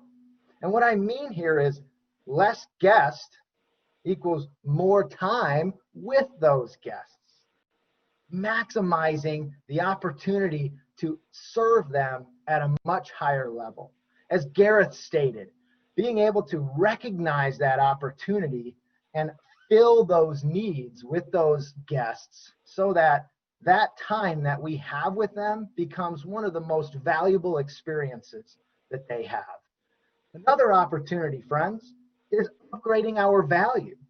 Really being able to look at ways for us to share more information, whether it's social media, as Lindsey had shared with us, whether it's through our guest consultations, in any way, shape, or form, being able to upgrade our value so that our guests see what's available to them and they can make personal choices on what serves them best. One of those areas, friends, is being able to take a look at our menus. And as Wayne was talking about, being able to recognize when it's time to raise our base prices, what are we offering as an upgraded value in terms of that? Do our menus reflect the upgraded value we're presenting? Can we slow down and take a look at the conversation we are having with our guests, whether it's verbal or through signage without the salon? And what does it say? But also, how does it make you feel? This is the time, this time that we've been given to be able to really consider that conversation. I also want you to consider packages. It's a great way for us to upgrade our value. It's also a great way for us to combine multiple services into one experience for our guests. Often we see stylists and salons struggling with the time to upserve guests or to add on potential services, and they feel a sense of pressure. They can feel a sense of pressure there. But what if we could combine some of these experiences into an unbelievable package that feels fantastic, that gets the results our guests are looking for, and it gives our staff members, our stylists, our estheticians, our makeup artists, whoever it may be, the opportunity to focus back on what keeps the guests returning for visit after visit after visit. And that is their take-home care. It frees up the time and the focus to be able to share with what's most important for that guest after today's service. Now I really want to combine all this mentality, friends, these set of beliefs into take home and what it really means for us at the salons. What do we know? See, take home to me is a place where needs and desires of the guest meet the profitability and the ability, the opportunity to serve at a higher level and for longer. How are our guests taking care of themselves after they leave our space? And what tools do they have to make that the best experience they've had? We also know, friends, that it's increased loyalty. We talked about the less than 30% of new guest retention. I feel it has a lot to do with loyalty, meaning if a guest knows what they're using and why they're using it, how they're going to use it at home, it increases their loyalty. From one product being taken home by a guest equals 30% return rate by that new guest or existing guest. 2 products, friends, is 60%. 3 take-home products is 90% or more.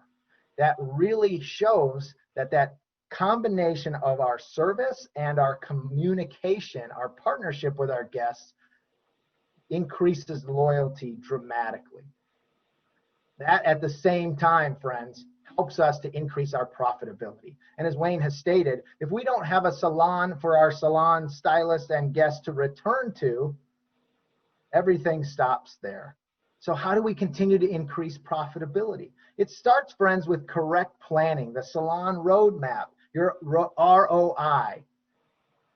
It's the ability to utilize that planning for smart purchases, smart buying. It also increases the activity or promotions that we offer. And hopefully that means through social media, that means through signage within your salons, and as us in the staff sharing those messages with our guests. It also, friends, increases the opportunities for us to be excited. It increases excitement. What are the guests getting? What are the stylists getting? What is the team getting from this? It all works together for a giant win. And we're all about win, right? We're all about winning with our strategy. Now, I want us to consider other messages at the same time. So what strengthens this message that we're sharing with is vend.com, and online they presented all of these ideas on what we can do now. So Sean, you talk about all these things that we can do within the salons. What are they? Well, as you've heard from Kevin and a lot of our panelists so far today already, customer safety. What about mobile online ordering or curbside service, in-salon online sales? How about hiring and developing, coaching exceptional employees, promoting social responsibility, strong visuals that are updated regularly? How do our products look? What do our shelves look like? Are we in business to do business, to serve? Guest loyalty programs available. Oh, look at this one. Communicate, repeat. Sharing authentic stories that resonate, promoting upgrades and added value, and recognizing, friends, that it takes many of these. And what is all of this? To me, it's about effective communication. Sharing that, creating that awareness, Wayne, that you keep sharing with us, and then taking responsibility, utilizing a process to deliver it. It brings me back to one of my favorite places, and that is the 5 keys to success. If all of this just seems so much, let's take it down into 5 specific keys. Is what I am doing, is my action steps leading to getting my chair full? Am I communicating effectively with my staff, with my team, with my guests? Am I doing great work consistently by adding my educational experiences and sharing those with others? Learning, becoming an expert and getting certified. Then am I utilizing the opportunities during the service to coach my guests with interactive services and styling, spending that time wisely, and ultimately getting all those guests, Wayne, to come back again and again and again. The 5 keys to success, friends: tried, tested, and true. Over and over and over again. Let Surface help you. It may be time to consider working as a team and building your culture so that your message, your mission, your vision are all sharing the same principles. Allow Surface to help you with that. And now, Wayne, I really want us to be able to analyze all of this and for you to be able to elaborate on the why behind hours of productivity. You mentioned hours of productivity and how that can be such a great metric to raising our prices. Can you take us there? Awesome, Sean, and thank you so much, and thank you for such a great message. And our 5 keys to success I brought to the world in 1988. Oh my goodness. I've had the opportunity to share throughout the world, and salons have built their base on it. And the metric of raising your prices is not one of based on hours of productivity. It's really the only safe way to do it. How much of your time is in demand? I've heard it before, and it's just, it doesn't make people bad. It just maybe some awareness and thinking going, I've been in the industry for 20 years. I need a raise. Well, after 20 years, if the demand isn't on your service, you may have been in the industry for 20 years, but you did year 1 20 times. I'm just telling like it is. Because your process of serving the guest hasn't created the demand. The other thing it's challenging is, and I want to help people with it, is if you've got that huge warm heart of a hairdresser, which I love and everybody needs to keep, but you've got that twinge in your stomach when it comes to actually asking for the value of your services, we need to get over that. And the metric is how much demand is on my time. And I want the people to think out there, how many of you work the extra haircut in at the end of the day and miss the beginning of a child's baseball game? When we think about that, how many of you went to work at 6 in the morning just to be able to pre-do one of your guests' hair to get them to the airport on time, which is great, but then say, oh, you're going on vacation, that's okay, this one's on me. And I may be exaggerating it, but it's a reality. So to be able to have you aware, the stylist, the salon owner, as the demand on the hours you're putting on the books, what percentage you have, wow. And the other thing it is, kind of give you another sad fact, that well over 50% of our industry, over 50% of our industry is only productive 30% of the time they're on the books. 30%. When is it? Early morning and late night busy bus. So when we're really aware of those hours of productivity based on that metric, it tells us what we can do and all the wonderful things you just shared in the 5 keys of success of really getting that chair full. And that brings me to a great point too that you stress so much on is, I want you to expand on it. Why does retail have such an effect on if a guest is going to come back? Didn't they come in just for a haircut? Well, Wayne, I hope not. Really, I think it talks about that partnership, that true partnership between the stylist, the salon, and that guest. And, you know, when they know what they're using, Wayne, and why it was chosen with them and for them, and how they can use it and benefit from it at home. It's really all about interactive services and styling.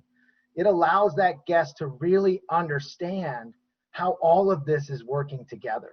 It makes sense for them. And then the only way, Wayne, that they can recreate that look tomorrow, the next day, is to have those tools available. And so it is a change of that mindset again, and reminding ourselves as service providers that it is not something, selling is not something, retail is not something we do to somebody. It's something we do alongside of them, with them, for them, so that their color can always look amazing. Their haircut is always styled and working for them and not against them. And understanding all those principles and how the haircut works for them, how the products support the style, that haircut that's being delivered, and how to care and maintain for that color, that balayage, that service long after the visit that ended today is so important. And I believe that when those tools are taken home, they know how to use them effectively. It ties that guest back to that service provider at the highest of levels, and the loyalty is just increased dramatically. I hope that answered your question, Wayne. Sean, what I heard you say is it shows the guest you care. Absolutely. Awesome. Thank you very much, my friend.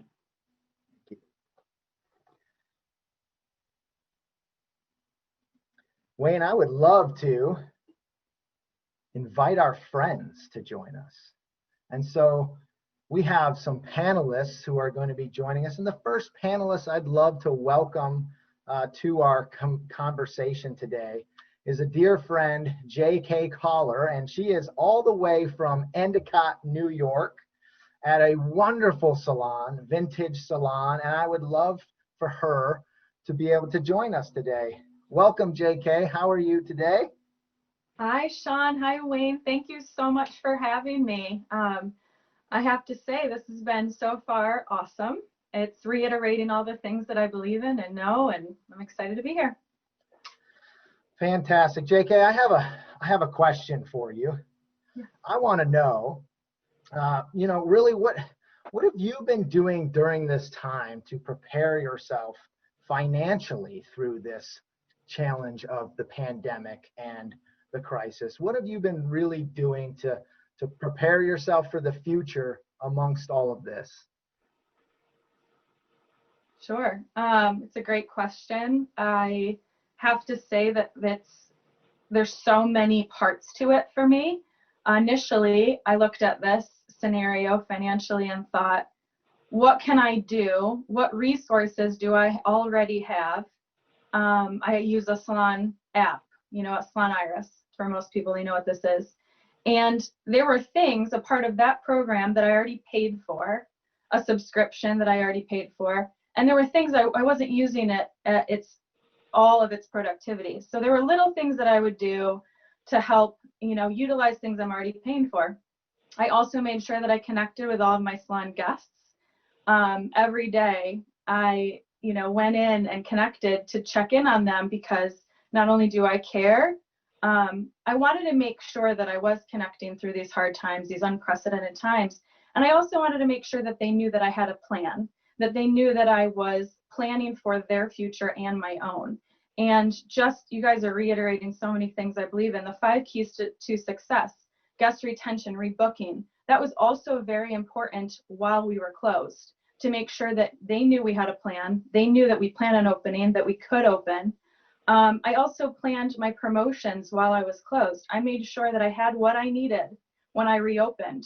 So whether that was pre-purchasing things that I was going to need, my plan for my promotional period, I extended some of our really great promotions that we weren't able to utilize while we were closed, but I made sure we had what we needed when we reopened. So all of those things, what that does for me is that also allows me to guarantee income, that I've rebooked my salon guest, guarantee some retail income, that I have the promotions that I need and that I need to be ready for.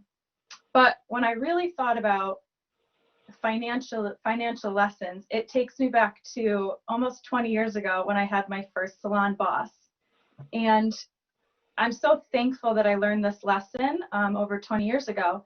And that was really how to save for your personal and for your business and for your future. And I think one of the reasons that I am open still and that we are able to stay open is because I learned that lesson. And that being, I'll talk to a stylist and she says, I'm $100,000 a year stylist. When I look at that, I think, okay, I'm $100,000 business. And from that, I take a salary to then pay for my personal expenses, whether that's your car, your home, your vacation. I also, with that salary, live within my means. And Wayne did a great job with his salon budget basics to describe how to find that total for you. But when I talk to people, I think sometimes we think we're making this $100,000 a year or whatever it is. And really, we need to keep in mind that we're going to take a salary from that, and that remainder stays in our business, so that when you need a new roof, when you need a new driveway, when you want to reinvest into your business, reinvest into education, reinvest into products to reopen, and then when something catastrophic happens, like you close for 2.5 months or 4 months or whatever it is, you have that business to support you and to allow you to reopen. So for me, it was the lessons of, connecting, rebooking, making sure they knew I had a plan for my future and to reopen. And also all the things, the little things that it takes that I was able to do because I had that protection and that plan ahead of time. So 20 years ago, I was taught just to, plan ahead, to save well, and to really understand the difference between your business money, your personal money, and living within your means. And when those numbers work, your business will run well too. And with all the other things that Wayne and Sean have mentioned, I think it's really important to just know your finances so that your business can run smoothly. JK, thank you so much. And your success is such an inspiration to other hairdressers all around you. And being able to be proactive is what I'm hearing you say versus reactive. And when you have a plan, when things like turmoil come your way, you can work the plan and adjust the plan rather than scrambling to start the plan. And I'm just so thankful for your commitment to serving your guests so well. Thank you for joining us today. Wayne, I know you have some panelists you'd love to introduce. So Jennifer, again, thank you so much. Wayne, take it away. Thank you. Okay, thank you very, very much for joining us today. And it is just an absolute pleasure to join us today on our panel are the founders of a phenomenally successful salon in Rockford, Michigan, called May Rocky. May Rocky's principles for success are phenomenal, but principles are only driven by actions. And today we have the sisters and the co-founder and owners, Lindsey Pierce and Kelly Carlson, with us. And Kelly, my first question is for you. What actions regarding in-salon services, specifically treatments and retail, are you now taking to build a better business than pre-COVID? Well, hi everyone. Thank you so much for having us today. We are so excited to be here. I would say, so definitely guest service is and has always been so important to us. Definitely some changes we've had to figure out with COVID. I would say the biggest thing as far as treatments go, well, one, with a change in us, we used to double book quite a bit, and now since COVID, we are either not double booking at all, or if we are, it's very, very little. And so it's been really actually kind of neat with that change. It's been pretty encouraging for us to have the extra time that we are not used to having when our guests would go to the processing room. Now our stylists are really able to have a little bit of deeper conversation with the treatments that we offer here at Rocky and all of the awesome treatments that Surface does have. So that has been a big just like shift in some of that conversation. And so I would say between that and then really us just boosting how we are communicating through social media on our treatments, and then also in the salon. We've done some fun promotions. Specifically, we just did one the week of Halloween where we did like a trick or treatment, and we did $5 off of all of our treatments. And so we offer at Rocky anything from a like $5 mini conditioning treatment all the way up to our shine treatment. And so that has been something so cool because we have seen just like talking about it more, and with those promotions and like I said, having the extra time, we have really been able to see such a growth with the amount of treatments that we are able to offer. So it was really neat. Just that week of Halloween, we did 118 treatments. And so that was such a cool surprise of just taking that little extra, like, hey, this is where we're at. And so many people are just not aware, and making them aware. And two, it's been kind of neat with, because we love that guest service so much, having that extra time where they are feeling just extra pampered. And a lot of the times then they want to talk about the take home and what was in the treatment. So yeah, it's been really good. Kelly, thank you so much. And a couple of things that just popped at me. First of all, is the number of treatments. Was it 108? Did I hear correct? 118. 118 treatments. Yeah. And what it was from was really awareness. Mm-hmm. and it shows that the guest is looking for that extra piece of the service.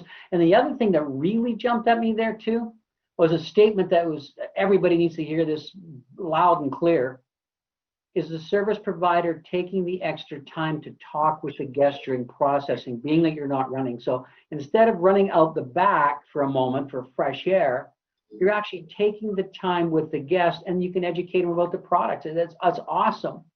And now, Lindsey, it's your turn for a question for me, because that doesn't happen just naturally. There's training. Yeah. Lindsey, what is your team coaching for performance process? So we are a level-based system at Meraki, which means that our styling team has goals that they have to reach. And I think the biggest thing is that they are always, like you said, it's awareness. They are always aware of where they stand in relationship to their goals. The first couple of days of the new month, they get reports in their folders that show exactly where they are and compared to their goals. And then also I try to personalize it in a comment section and give them words of encouragement, because I feel like that is huge. And I feel like that's always such a scary part about getting a report, is that you're afraid to hear things that only you can improve on. But we try to definitely showcase our girls' strengths and encourage them, which also I feel like makes them want to work even harder. We also use it as an opportunity to share with them things that, they might be kind of missing the mark on when it comes to we have an awesome referral program that we call Share the Love. And so we talk a lot about that on our monthly reports. And then also the what, why, how. That's a constant statement that we are bringing to their attention to make sure they are utilizing the time that they have with their guests in their chair. And like you said, with the processing time that we're now utilizing for communication, it has been just really fun to hear our girls utilize that time. It's so beneficial, and it's just relational. And then we do, the monthly reports, which are super fun. Kelly and I do not do hair anymore. We stepped out from behind the chair almost about 3 years ago. And so we just have a passion for helping our team grow. That is definitely what we feel called to do. And so we try to use that monthly coaching to be present. We are in our salon a lot. So we have an open door policy. We don't even ask, they knock. They just are welcome into our office, and we can chat about things going on. And then with coaching as well, it is not just professional, it's personal. We are a family. We're family owned, but we also feel like a family with our team. And so we want to know what their goals are. Do you want to pay off your credit card debt? Do you want to buy a car in cash? Like, what can we help you do? And we are here to help them be as successful as they want to be. So. Lindsey, so I'm like, that's such valuable information. And I'm going to check to see if I've heard you correctly, and also transfer this. If I'm a salon of one individual, I'll take your same principles and apply it just to me. Yes. I need to have a written, measurable report of what my performance is. Yes. What are my goals in the beginning of the month? And say treatments would be in there, hair care. Yep. And I measure my own goals because I'm coaching what? Me. Yes. On your end of it, you're coaching your team based on elements of awareness, yes, having them trained in those processes, and now it becomes a measurable base. I think that's fabulous, and I thank both of you so much for joining us and for the amazing, amazing role models that you have within the industry in your marketplace. Absolutely fabulous. Thank you so much.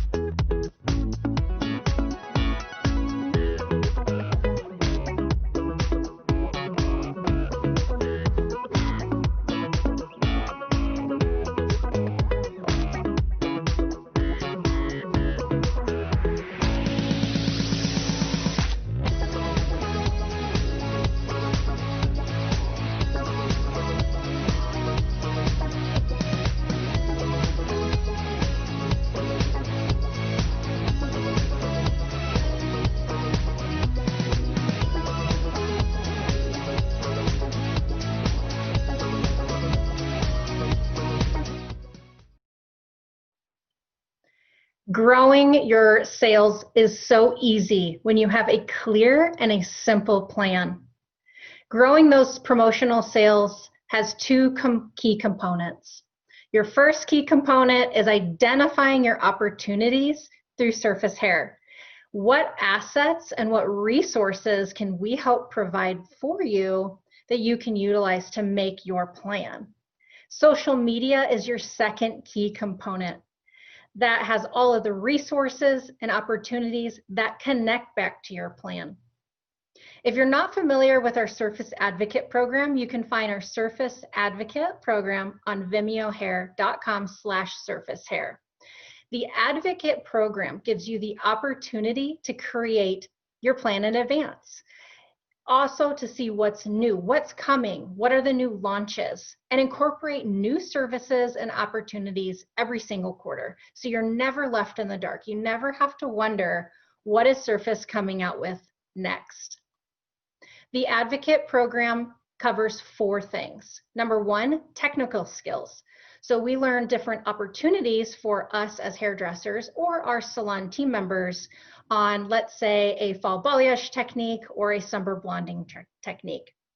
We also cover business, just like we are today. We give you hot tips to easily help you grow your retail and your services together, as well as treatments as our third. We cover all the new treatments and how we can incorporate, and last but not least, how do you tie that into a promotion? So if you are a salon owner or if you're a single chair operator out there, please make sure to familiarize yourself with our Advocate program. Our next resource is our monthly salon game plan. This is emailed out to you through Constant Contact, but you can also find it right on surfacehair.com. You can see on the right side of the screen where it says monthly game plan. If you click on that tab, it's going to pop open that current month's plan. That's going to be more of a version for you to show what's happening during that month and dissect it a little bit more with product knowledge. Now, I love this tool as a salon business owner because I can use this as my monthly email blast to my guests. You can also use this to help you run staff meetings, or if you're in a school setting, you can do this for like a monthly huddle in the school. So the game plan is a huge opportunity for us. Now we look at the other resources we have to help you grow your business. And I have the honor today to share with you our new opportunities for January through June of 2021. So you're probably all excited to jump off here and learn about this. But your number 1 resource is called the Salon Success Planner. If you are a school out there listening, we have a school success planner. And inside of this planner, it's going to give you so many great things to help you run your business. One of my favorites is our visual salon roadmap. As a hairdresser myself, I am so visual. I want to know everything that's happening, but I need pictures. And so the visual roadmap gives you a guide from month to month. And we're going to dive deeper into this and what's launching here in a minute. But not only does it lay out promotions, it gives you options and opportunities on when to do your staff meetings, when to do certifications, and when to tune into the Advocate program, as well as a buying guide. Now, our 6 months of planning is right at your fingertips inside of this guide. And this is a screenshot right from the guide that's actually on surfacehair.com right now. So it's going to lay out promotion by promotion of what's coming, and it's going to give you some ideas on how to promote it. We have new innovation coming soon. I want to hear a big drum roll across Canada and the United States. Can I hear you? Let me get close to the camera. Yes, I can hear you. New innovation coming soon. We have our new Warm Gold series launching in February, the 8WG, 6WG, and 4WG. Coming in March, we have our new memory foam, and we have our new blowout finishing spray, which if you did get a swag box for this show today, it was inside, and I can't wait to hear your feedback from that.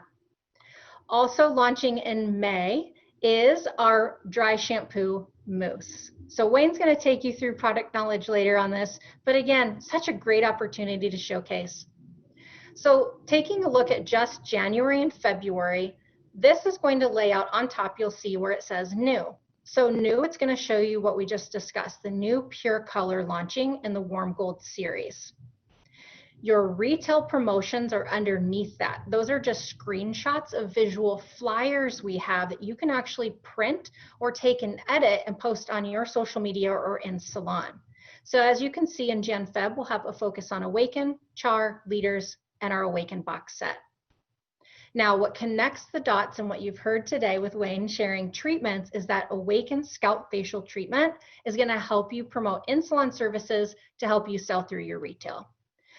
Going into March and April, as we discuss the new blowout foam and the new blowout finishing spray. Our retail focus to promote during that time is your blowout campaign. We'll also have Violet and Rose as a mix and match duo. What a great time as all of our fall winter hair colors going back blonde. We'll have a very large awareness for our Arbor Day campaign. And as a reminder, every Basu oil that is sold, we plant one tree to the Arbor Day Foundation. So that's going to be a great in-salon and in-school campaign for us for this year. Our men's line is coming for a mix and match duo as well. The service that will help connect the dots behind the chair is our Violet Nourishing Deep Treatment. So an excellent add-on for during that time. And lastly, May and June, we have the new dry shampoo mousse coming, which is so exciting. Our retail campaign is all about curly hair and textured hair. So we'll have a mix and match on curls. We'll have our box sets as well as a volume and shine campaign.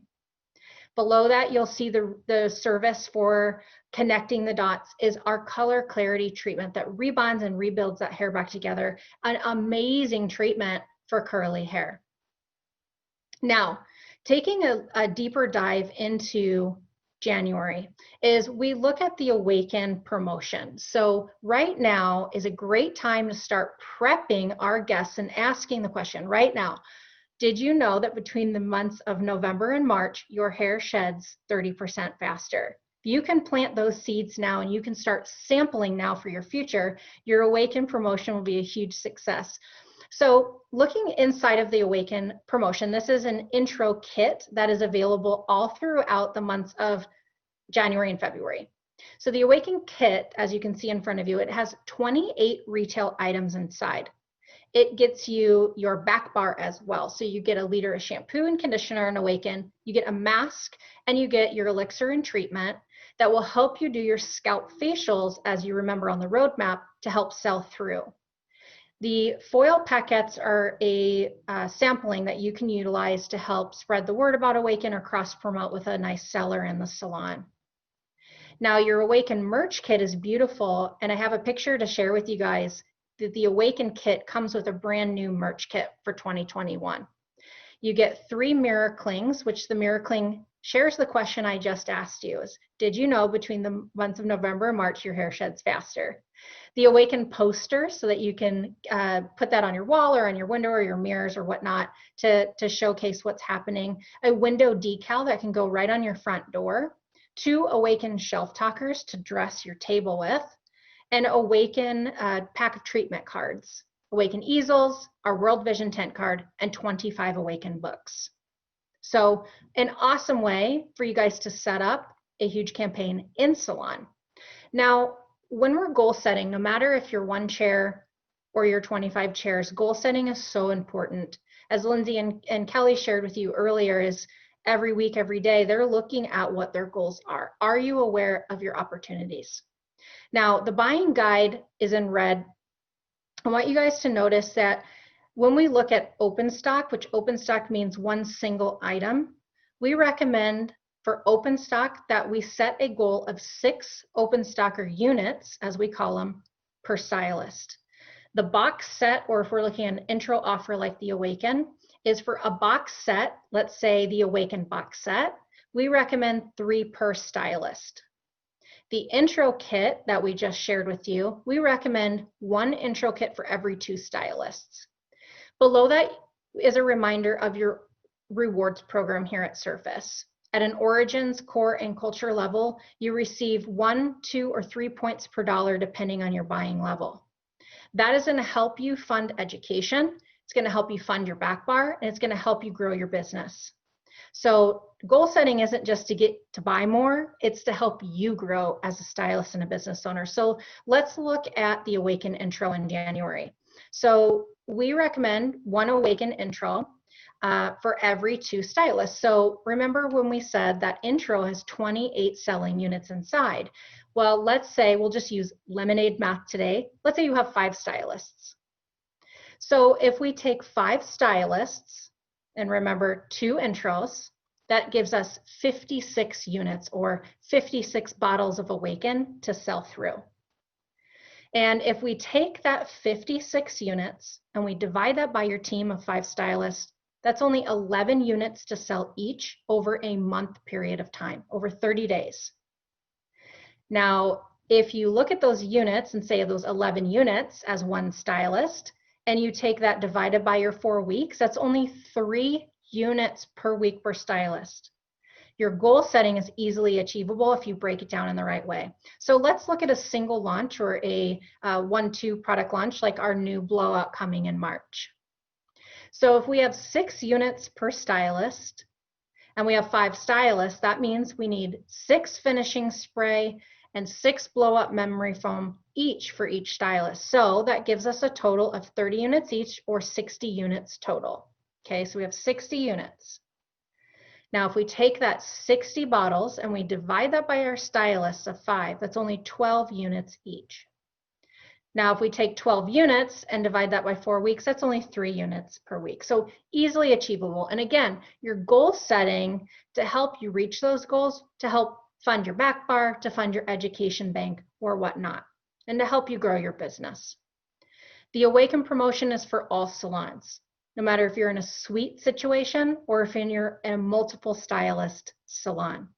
So as you can see on the screen, it's going to share with you a great visual of how you can set up your Awaken promotion, whether you're in a suite salon or if you're in a large salon. And to connect the dots is social media. As you will see on the screen to the right, where it says monthly game plan, highlighted in red, that is where you're going to find social media assets to help you connect those dots to communicate effectively. Now, how do we take our posts and how do we turn them into profit? Well, let's dive deep. The first thing we need to identify is why you are not posting. Why don't you post? And I actually have been asking this question since I learned what I was presenting today, and I've asked many of you guys listening, why don't you post? And the number one reason, and in fact, this is what you wrote in online on our survey, is you don't have time. I'm here to share with you, you have time. You just need to find and make the time. I post every single chance I can get. I pre-schedule all of my posts, and what I'm going to share with you today in the next few minutes is how you can easily do that. Number 2 is my clients aren't on social media. Huge mistake. Please look at this with a beginner's mindset. I'm here to share that there are over billions of people on Facebook, on Instagram, on YouTube. You just may not know, and you may not be connecting the dots internally that they actually are on social media. Don't assume. And number 3 that you guys wrote in is that you don't understand where to start or even what to post. So let's look at this. I have a huge newsflash for you. There's been a massive rise in social media sales. In fact, 74% of consumers, so I'm going to repeat that, 74% of consumers say they rely on social media information to help them in future purchases. Additionally, 49% of consumers are more likely to purchase a product from you after learning about it on social media, and that's by Planoly.com. 49%. If we have great satisfaction in salon with helping serve our guests with customer loyalty, that really leads us to 99% of your sales should be in salon, because you've given them the great service, you've given them great support, you've rewarded them, and you are delivering satisfaction to your guests. But there are reasons why guests don't buy. And there are reasons why guests buy from you. So number one reason that guests buy from you is stylist personal belief and recommendation. If you as a stylist love a product, you're more likely to recommend it to your guest in your chair. Also, your view of selling. Number two is that they saw you post on social media. So remember, 49% of people are influenced to buy because you posted. So if you're not posting on social media and they're seeing it somewhere else, you gotta get the drift. Number three, guests buy from who they like and who they are loyal to, just what we spoke about there. And number four is a salon that has an enticing retail display that's fully stocked and is fully in business. You guys are ready to sell. You look like you're in business. Now, there are three reasons why we don't buy. Number one is the stylist didn't recommend it and they didn't even talk about it during the service, and your guests are not even aware. They're not aware of it, okay? So this goes back to what Lindsey and Kelly shared with you, is that they just made it aware and they did 118 treatments. What if every stylist, every student sat behind the chair and did that product recommendation form? Instead of talking about what we did last weekend or what we're gonna do next weekend, let's talk about the why and let's talk about recommending. Number two is low inventory. The enticing, the retail display wasn't there. Nobody wants to buy the last banana in the banana bucket at the grocery store.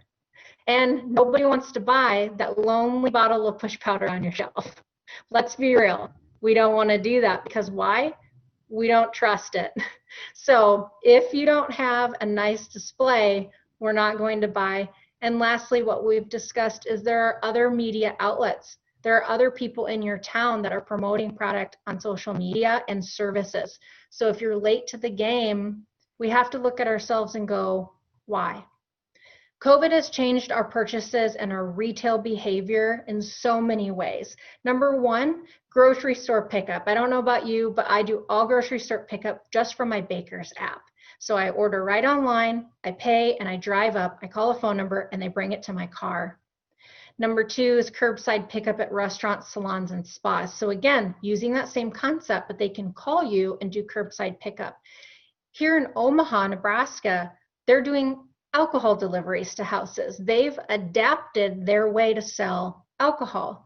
And number four is at-home pampering kits for skin and for hair care. Many of us are doing that out there. If you haven't got on that bandwagon, now's the time. It's perfect. We're getting into the holiday. And we must be in reality. While our guests prefer to purchase face-to-face, they have become more comfortable with shopping online. So we really need to admit and to take that and run with it and either be proactive or you can be reactive with that mentality. There are 6 streams of income for a beauty professional. Number one, behind the chair services. Number two is your retail sales. Number 3 is cross partnerships with other local businesses. Number 4 is your website and online retailing. Number 5 is email marketing. And number 6, social media. If you've gotten to this point in our call today and you haven't realized that social media is an outlet for sales, I need you to write that really big on your piece of paper. Now, when you look at social media, this is the tunnel to the profit, right? Is we need to cultivate our leads. So whether that's coming from YouTube, from Twitter, from Facebook, Instagram, whatever you're using, we need to cultivate those leads. And once we cultivate those leads, they become somewhat of a guest lead, right? And depending on how you're promoting it is going to turn it into a true lead. And they're going to take that parachute and they're going to jump right down the tunnel.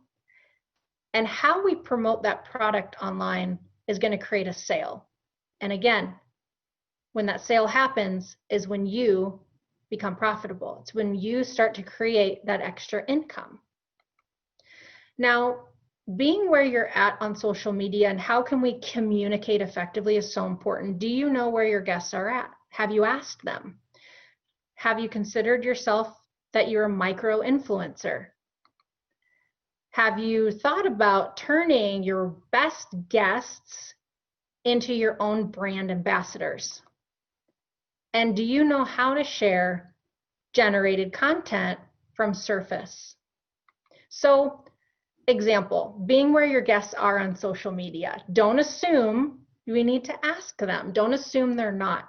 And I know you guys are watching out there, Pemberley's, and we did this in Pemberley's Hair Design here in Omaha, Nebraska. We put up this little logo that went on every single station, and it said, like us on social. Facebook and Instagram, get entered to win a blowout box set.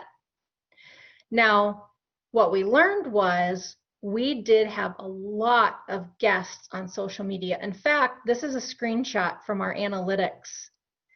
200% increase just by making your people aware that you're on social media. 200% increase.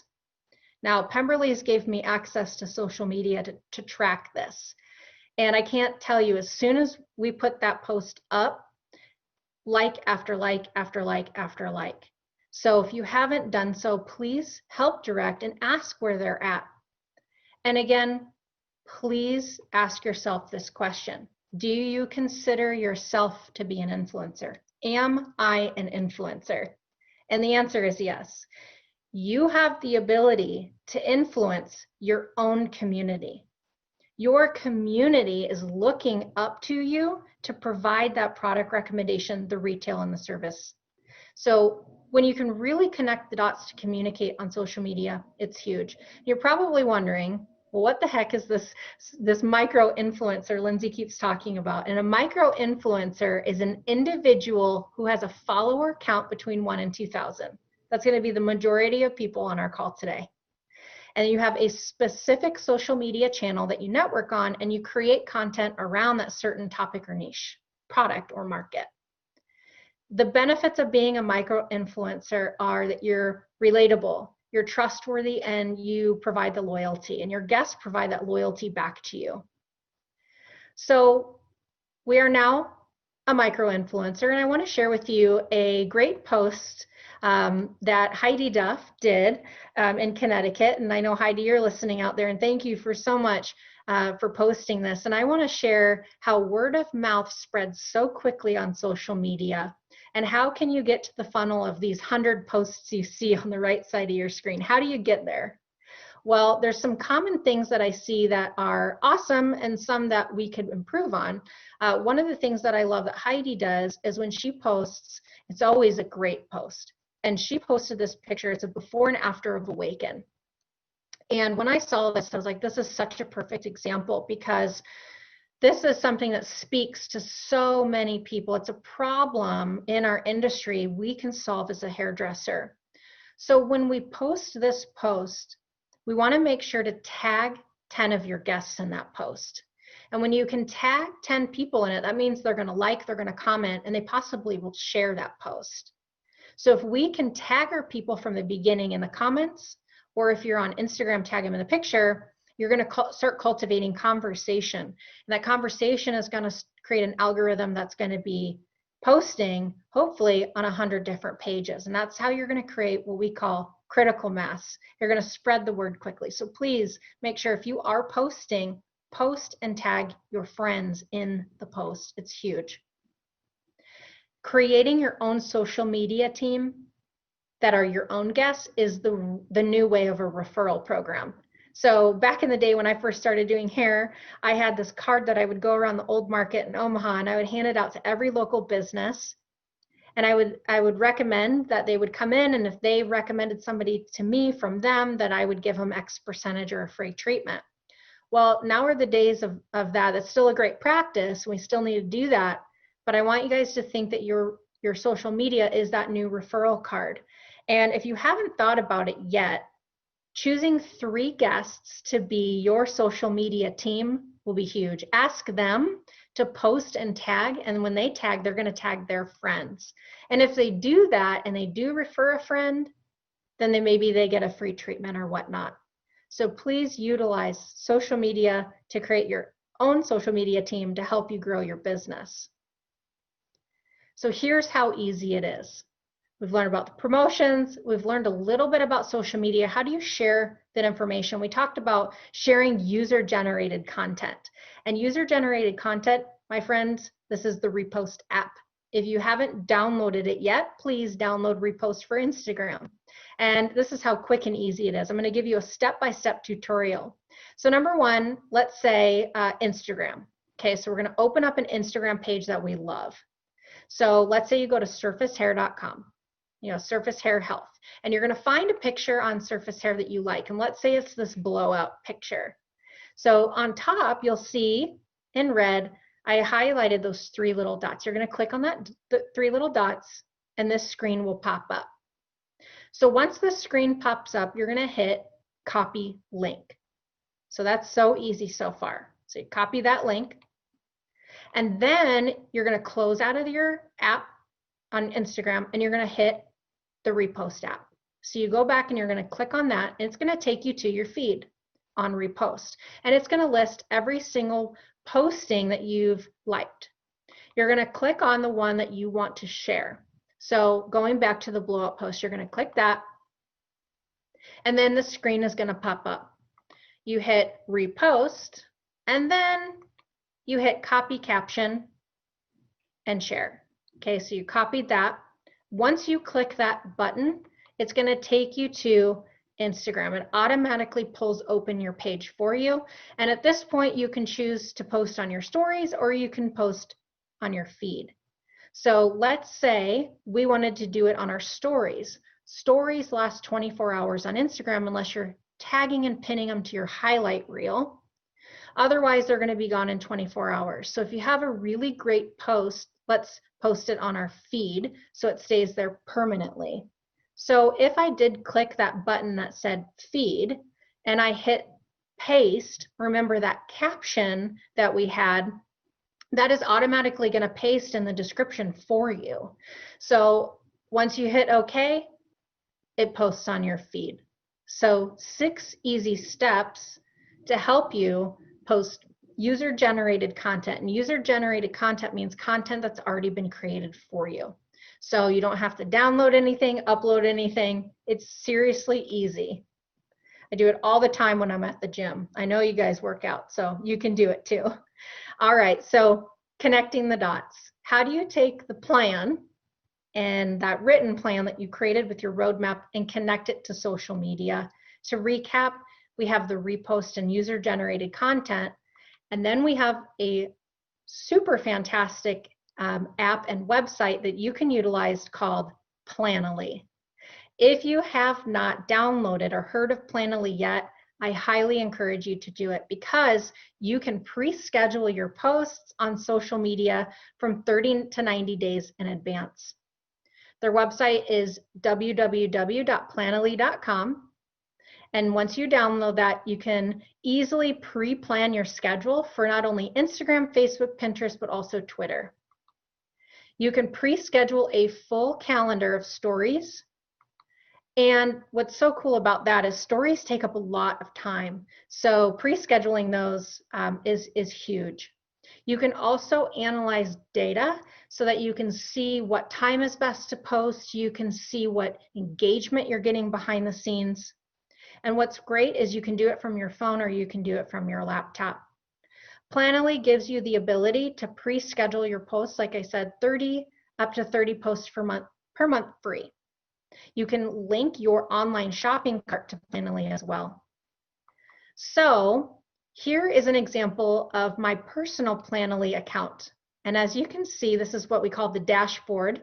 And on the dashboard on the left side of the screen, I have all of my posts that I've uploaded. And on the right side, you can see a visual layout of what time it's going to post. And actually, I just love this, puts a picture there. Again, being a hairdresser, I need to see it visually, and it just gives me such a great outline so I can see my color scheme, what time, what is it going to look like. Now, when you get here, and how do you upload is there's a little button on the top that says add to grid with the plus sign. So it's very simple. You just hit that and this screen will pop up and you can either upload from your computer desktop, from placeholder, Dropbox, Google Drive, there's many options. So you can upload your pictures here. And when you get to this point and you upload it, you want to pick a picture. So click on any picture. And once you click on that picture, it's going to share the actual dashboard and just share how you can input your feed in there. So your description. So on here, this is a post that Don McKee helped me do with a testimonial on Blowout. And on the feed, it's going to share just the description. So I wrote a quick description, and then it also gives you ability to hashtags, which I'm going to come right back to really quick. But you can pre-schedule all of your hashtags. You can post the time you want to post, and you can post your location and also tag your friends. So going to the hashtags is what I love most about Planoly, is it saves your grouping of hashtags. Hashtags give you the ability to look up. It's almost like the modern day version of encyclopedia. So let's say you clicked on love my surface hair under Instagram. You're going to find thousands of pictures from all around the world of people that have also tagged love my surface hair. So going into a salon world, when you're tagging, we want to make sure to tag your city. Example, you can see on the right side below where it has that little location button. I always tag Omaha Old Market. Now, I'm not a hairdresser, I'm not in a salon. However, I'm tagging that because I know Omaha Old Market is one of the busiest, if not busiest places in the city. So I know people are going to see my Surface posts. It's going to create interest for Surface salons. So for you guys, you should be tagging your city. Also, tagging other local businesses around you. So if you have a hotspot or a business around you, why not tag them and ask them to tag you? That's a new way we can cross-promote our marketing. Obviously, tagging your salon name, you can tag Surface Hair Health, Love My Surface Hair. But you can also tag things like organic, gluten-free, vegan, because people are looking at those hashtags. And again, it's like the modern day encyclopedia. So we want to make sure that we're tagging. Tagging the location, going back to that, the little button at the bottom with the location is what's going to be, and you can type in your city, your zip code or whatnot. And again, I just do Omaha Old Market. And then I always tag 10 of my friends. And I'm going to tag them inside the post because it goes back to what we shared with Heidi, is that we're looking to create critical mass. We're looking to spread the word quickly and to create engagement. So make sure to always tag your best guests. You guys know who your best guests are in your salon chair. So tag them and let them know that you're thinking about them by doing so. So going back to Planoly and my dashboard, again, just to recap, it gives you a great visual representation of what your social media can look like and the layout it can provide you. We have an awesome opportunity, and thank you so much from the Planoly team. And you all are receiving a free month of Planoly for your first 30 days. And so when you go on, you have until December 31st. Your code is Surface 2020, so make sure you take a screenshot. Download an app on your phone and onto your desktop. So Planoly.com. Utilizing the code, you have until December 31st. You guys will be able to pre-plan your schedule for a year if you want to, and you have until the end of the year to do it. So thank you again, Planoly team, for giving us the opportunity for all 600 of us on this call today. We really appreciate you guys. So planning ahead, how can you take those posts into profit like we talked about? Well, it's really taking the time. Now, we've eliminated that because you can take 2 hours of your month, which I know we have. We all have 2 hours of time that we can utilize to turn those posts into profit. So right now, we should be planning for December. If you don't have your post scheduled for December, that is your challenge and action plan from today. December 1st, we should be planning for January. And if you can get in that habit and cycle and block out on your books, just like an appointment, block out those 2 hours, you guys are going to be able to be very profitable coming into the new year. So when we started today, we talked about growing the plan and identifying your plan and utilizing the resources you have from surfacehair.com and connecting the dots with your assets like Planoly and Repost to help you connect them. if we haven't connected yet, I want to make sure you know where I'm at. My tag on Instagram and Facebook is L Curtis Surface. I would love to connect with you. And anything that you guys have or questions, please reach out to me. But with that, I'm going to bring up our panel members. And I'd love to introduce these three fantastic ladies. You guys, we are so honored and excited to have you guys. I want to bring up Miss Jamie Thompson.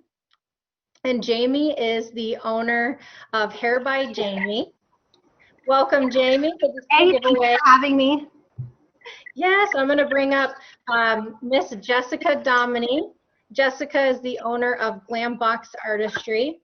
And Jessica, thank you guys so much for being here. And Jamie and Jessica are both Surface artists. And last but not least, we're going to bring up Miss Paula Negrete. And Paulina, you are the Senior Marketing Manager of Product Marketing for Planoly. And thank you so much. Give everybody a wave. Hi.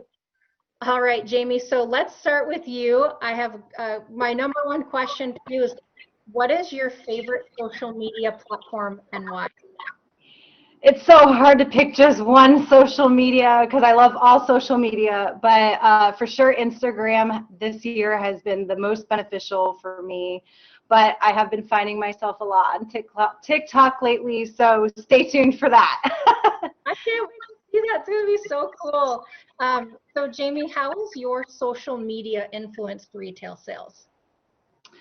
I honestly think it helps build like that trust with the clientele, even my clients or people I don't even know. Like this morning I shipped out products, Awaken kits out to Texas, and I searched, and this person is not a guest of mine or anyone who's related, and I found out that the purchase was through Instagram. So that's building huge. the trust on Instagram, I think, was the big thing. That's huge. That's huge. And you know, how do you take time to plan? How do you plan your promotions? How do you use Instagram to do that to connect with your guests? I pre-schedule as well, just like you were saying, with Facebook and Instagram. I've recently started doing the same thing with Pinterest and just pre-plan. I take a day, and I honestly, like yesterday, I was able to schedule 2 weeks worth of posts in just watching a little bit of TV. Well, I'm sure everybody's wondering, well, like, how much time did that take you? So like when you're watching TV for 2 weeks of posting, I mean, what I think we all think, oh my gosh, that's going to take us 18 hours, or that's going to be so much time. Honestly, it wasn't really that long, like an hour, but again, I have a lot of, it was easy for me because I already know what promotions are coming up and stuff. So it was, as soon as I sat down, I knew what I had to post. I just needed to put it all together. Awesome. And can you share any results that you've had during this pause or this time that may have come from this great planning? Yes. So I was actually looking up, along with the roadmap, I had my personal roadmap, and my goal for 2020 was to sell more online retail than behind the chair. So I was just pulling up my numbers right before this. So this year so far, behind the chair in salon sales in retail of Surface sales has been $9,921 for behind the chair. And then in my online retail store, which obviously 2020 was a big deal, I've sold $6,040 year to date online. So I'm pretty close, but that's huge. Air yes. 5, give me an Air 5. Yay! That's awesome. So you've done almost $15,000 or more in retail sales by utilizing social media. I'm gonna give you a big whoop whoop. All right. Yes. That is awesome. Well, Jessica, which by the way, Jessica, if you guys, I know this is probably a first introduction, unless you've seen our Surface Instagram. Jessica, you've been doing so much for us on Instagram, and Jamie, you have as well. But Jessica, your work is just absolutely beautiful. And if you guys are not following, Jessica does Sunday upstyling on our stories. And so I just want to say thank you for that. But you are a social media master. You have this like down to a T. So what is your favorite social media platform and why? I'm going to definitely have to go with Instagram as well. I am absolutely a visual person. And what I love about Instagram is that I can scroll through and I see things, and when it engages me, then I can go in and I can read the different captions. It's not all about just the caption. It's something visual that grabs my attention. And I think as hairstylists, a lot of us are like that. And I do love the connection that it's given me to other stylists all over the world. I also feel that it helps, especially in a year like this, to kind of escape and go into the bubble, because we get to choose what we're going to see. We follow the accounts that we want. We can have our personal or our business accounts, but we live in this bubble online. And when we're feeling some sort of way about the world, we can go and escape. And it gives us lots of motivation and definitely helps us to stay focused on the things that really are important for us, I think. I agree with that. And I love what you just said about escape. It's like this portal that sucks you in, right? And oh, yeah.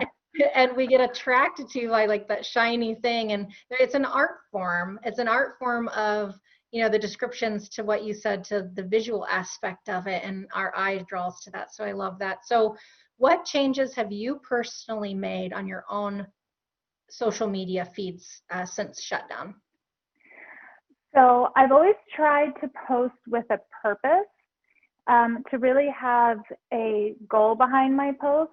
I definitely have, like Jamie mentioned, gotten a little bit more into TikTok this year as well. So I've sort of translated the fun energy of that into my Instagram, just trying to lighten the mood a little bit. I've definitely had a little more time on my hands as the world has completely changed as to how we operate. So I've spent a lot more time engaging with people and working with different brands and having the relationships. You know, it's right there at your fingertips, where, you know, you can be noticed when before you weren't. So being able to work from home and just have a little bit more engagement with, you know, my followers and people that, you know, I look up to has definitely been something that I've focused a lot on, trying to, I guess, just bring it home and keep me, again, more motivated. Well, I was looking at your Instagram and your stories and everything. Well, I've been looking at it for a long time, but I went back last night just to really study. And man, you post some really good content in your time, and it's so great. And I want to know, and I'm sure everybody's wondering out there, if you guys are not following you, how do you get it all done? Because you're running a very successful business. These videos are so detailed. How do you make time to do all of this in your schedule? So I definitely plan and prioritize. I'm a little on the old school side to where I need things in front of me. So I actually have a big calendar, which I do use something to help me plan my posts, but I like to visually see it up on the wall. And I have a little mini Polaroid printer, and everything's magnetic, and I can move things around. It's definitely not as easy as being on the screen, but it's just something for me that just helps me. And I definitely know that I cannot do it all, and I just have to pick and choose what matters the most to me and works within my life. And I am a single mom.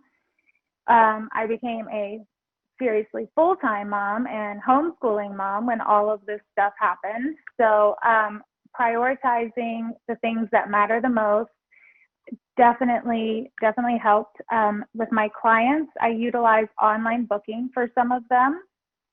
That helps me a lot. I also, with all of this, I have different links that brides can book me, and this, like, so I've tried to really automate a lot of what I used to have to do myself.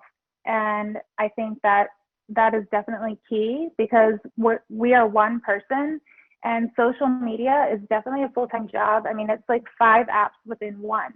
You have your feed, you have your story, you have the IGTV, now we have Reels, and we have the DMs.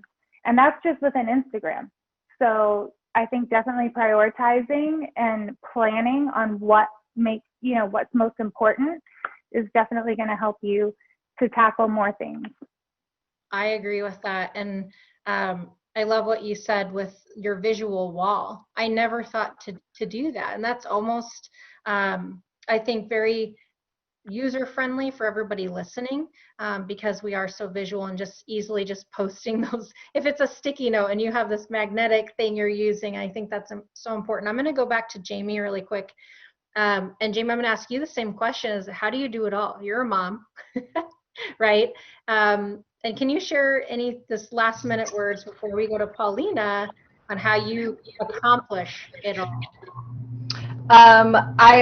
I'm a Post-it person, so I have all things on Post-its, and I have my daily tasks that I know I need to do.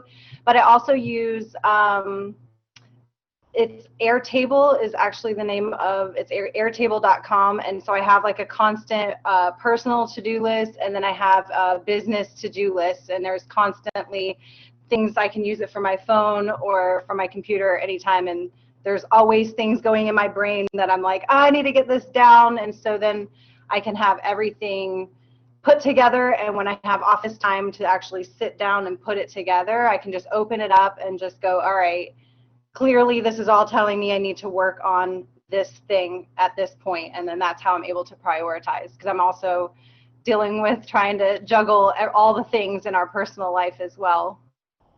Yes, so I think there's a common denominator between you and Jessica and everybody listening too, is you've really organized your time and you've changed your mindset to keep up with the ever-changing times, and you've been adaptable. So hats off to you guys. And Paulina, thank you so much for being here and representing Planoly. And again, you guys, Paulina is the Senior Manager of Product Marketing at Planoly.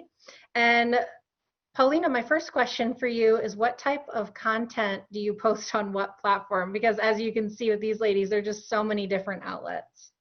Yes, I totally get it. And it's super important to know where's your audience and what you want to achieve across each of these platforms. So for Instagram and Pinterest, the best is to just post visual posts, beautiful pictures, graphics, amazing hairstyles or tutorials, content to really engage with your audience.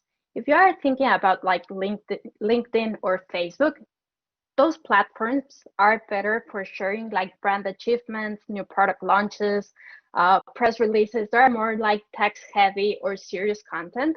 And then now we have Twitter, TikTok, and that also happens with Reels and Instagram, that they're both used to have more humorous posts across all these tools that this platform offers. Yeah, so I was taking notes really fast, you guys, because with Pinterest, I think it's something that in the hair industry, it's huge, but not a lot of people are aware of it. But the people that are utilizing it are extremely successful. And so Pinterest, like you said, it's those beautiful pictures. And then LinkedIn and Facebook, what I see a lot is we put things on Facebook that should be going on Instagram or Pinterest. And we put things on Pinterest that are too text heavy, like you said, that really should be going on Facebook. So my next question for you is, when is the best time to post? It's the ever daunting question that we ask is, I don't know when to post or what time. Yes, and to be honest, there's not a magic formula to create engagement, or there's nothing guaranteed. So we have done a lot of research on what are the best time to posts, and Planoly offers a tool that will give you some posting times or some suggestions based on where you are. So this is amazing because you can take advantage of that to create your campaigns or to create your different posts, and you'll know when you will find the best engagement. For the holidays, we're launching an infographic sharing the best time to posts based on the data that we have analyzed. The answer changes across the time zone where you are in, but for example, if you are on CST, the best times tend to be during the evenings from Sunday to Wednesday, during the mornings from Thursday to Friday, and from 3 a.m. to 6 a.m. on Saturdays. But once again, the most important thing is to post quality content that your audience will engage with, and that will create an amazing number of likes, follow, comments, etc. Well, I love that. And I noticed as I was being new to Planoly, I was like, why does this keep telling me to post at 7 p.m.? And now that makes sense. So now I know that 7 p.m. is when me, Lindsey Curtis, should be posting, because like you said, it's giving you suggestions on content based on your own area. My last question, Paulina, for you is, from your research from Planoly, what is the #1 social media platform that you see behind the scenes people using?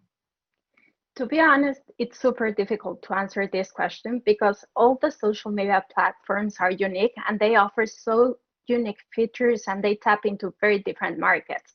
What is important is knowing your audience and knowing where they are, and that's the way you choose like which is the best social platform for you. Even though for us at Planoly, the most important one is Instagram. It's our core because it allows you to visually tell our story and to tell more about like, hey, this is amazing for us. This is how you do it. These are the tutorials that you must follow to use our products. So Instagram and Pinterest are platforms that really work very well for us. Yes, and they work very well in our industry specifically, because I know Planoly is addressing all different businesses, but more and more hairdressers keep on joining. Lastly, Paulina, is there any other helpful hints that you want to share for us on the call today? Sure. If you go to Planoly.com or if you download the app, you'll be able to learn more about the pricing packages that we have.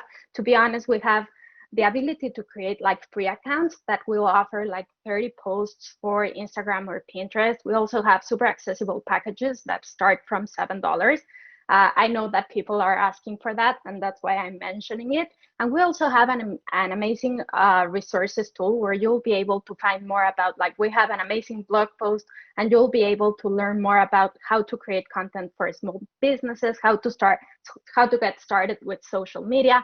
We have Planoly Academy to learn how to use our tools, etc. So we have the resources there. The only thing is that you visit Planoly.com to learn more about them. Perfect. Well, thank you for addressing that, because I see the chat box blowing up there, Paulina. So thank you for addressing that pricing. Check out Planoly.com. Miss Jamie, if people want to find you on social media, what's your tag? What's your Instagram? You can find me on Instagram at hairbyjamie904. Woohoo! And Miss Jessica, where can we find you? I'm on Instagram as well, and it's my name at Jessica Domini. So it's D-O Money is how it's spelled. Perfect. Well, ladies, I really appreciate you. Thank you so much. It's been such a gift to the audience to have your knowledge on here and learn a little bit more about how we can make social media easy in a new world. So thank you guys so much. And it's a great honor that I bring back to the stage to talk about our organic Surface, the CEO and founder of Surface, Wayne Grund.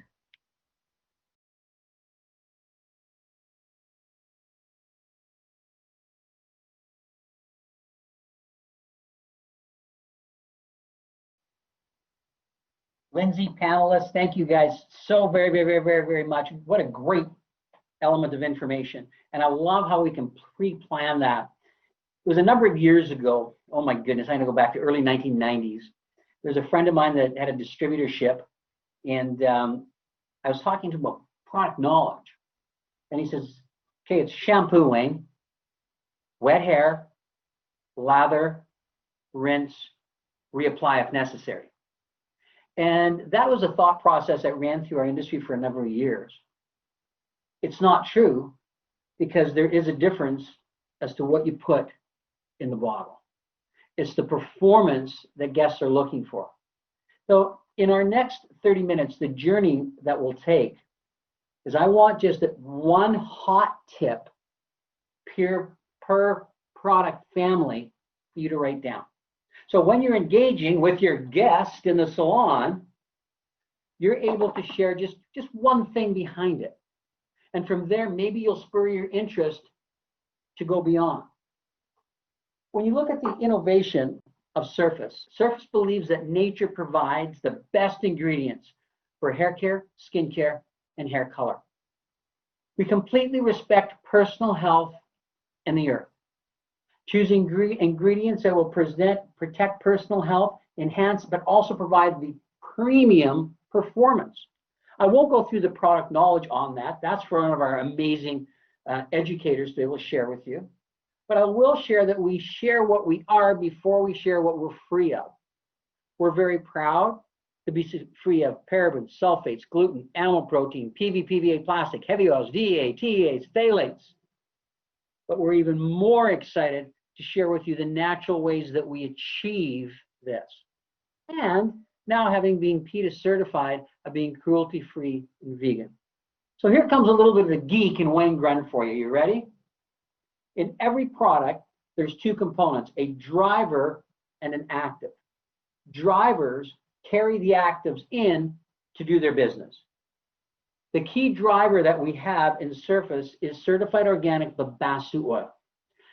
It's an organic penetrating oil that melts at body temperature, antioxidant rich, and it provides weightless moisture. So when I'm speaking with a guest, it's pretty easy for me to get excited about babassu oil. Now, a key active across the entire Surface world is amaranth, also known as the never fading flower because of its natural resistance to UV.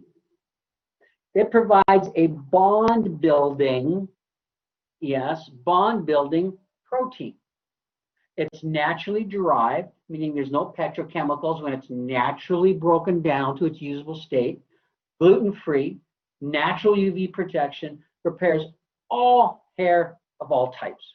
Now, when we take a look at that, the other one, because there's three, we had the driver of babassu oil, we have the active that we've got of amaranth, and then we have the color vita complex.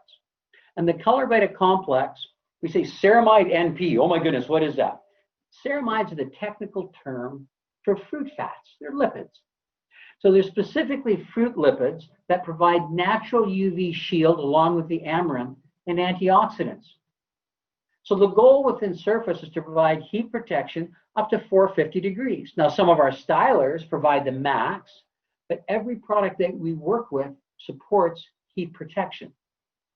When you take a look at our shampoos, whether it's the new Blowout or the Awaken, we realize that all sulfate-free shampoos are not created equal. And the biggest difference is how we derive the natural cleansing agent from the babassu oil, from the coconut, from the palm oil, all sustainably harvested, without the use of solvents.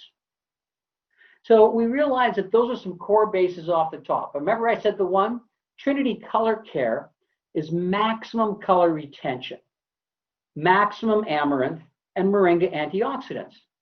So what that means, if I'm choosing maximum color care, it's Trinity, and the words coming out of my mouth are moringa antioxidants as well as maximum amaranth.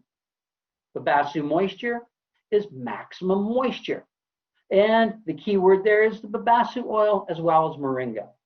So when I'm connecting with my guests, this is what I'm going to share. Now, oh my goodness, did we have a home run last year or what? And it still continues to just dominate the market in leave-in conditioners. And this is a aerosol moisture mist. So instant detangling, unbelievable moisture that we're getting. While at the same time, I need to know how to talk about it. When Lindsey was sharing her presentation as to what's the number one reason why people don't buy in the salon, you saw a recommendation with a zero by it. People didn't talk about it. And the key here is having simple things to talk in a very educated fashion. So anything in the Babassu brand is maximum babassu oil. When we move into stylers, a key word here is natural choice. It's natural styling products. It's natural control and hold achieved through vegetable starches, sugars, and mushroom fibers. So you see here is a common term that can be used within all stylers because they have different combinations. As we continue to move into our men's world, some of the terms that I'll use here are, it's one-step shampoo, body wash, condition. The stylers are heat resistant, and sandalwood, bamboo. Those are the two botanicals that I need to know when I talk about. I mean, the magical fragrance, you see the sandalwood come through. So hope your pen's handy down there, because now we come to Awaken Therapeutic. And this is where Surface dominates the world in a healthy scalp and visibly thicken hair fiber. Some key components for you to know is understanding your tingle comes from capsicum, which is a derivative of cayenne pepper, and menthol. Saw palmetto, which is drug-free, helps keep the follicle open wide by reducing DHT. In thickening the hair, we have botanical fibers and sugars that actually wrap the hair. So let's get a little bit more geek on here.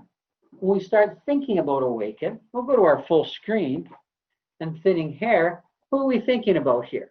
Is it just this guy here? No. What about this girl here? Yes.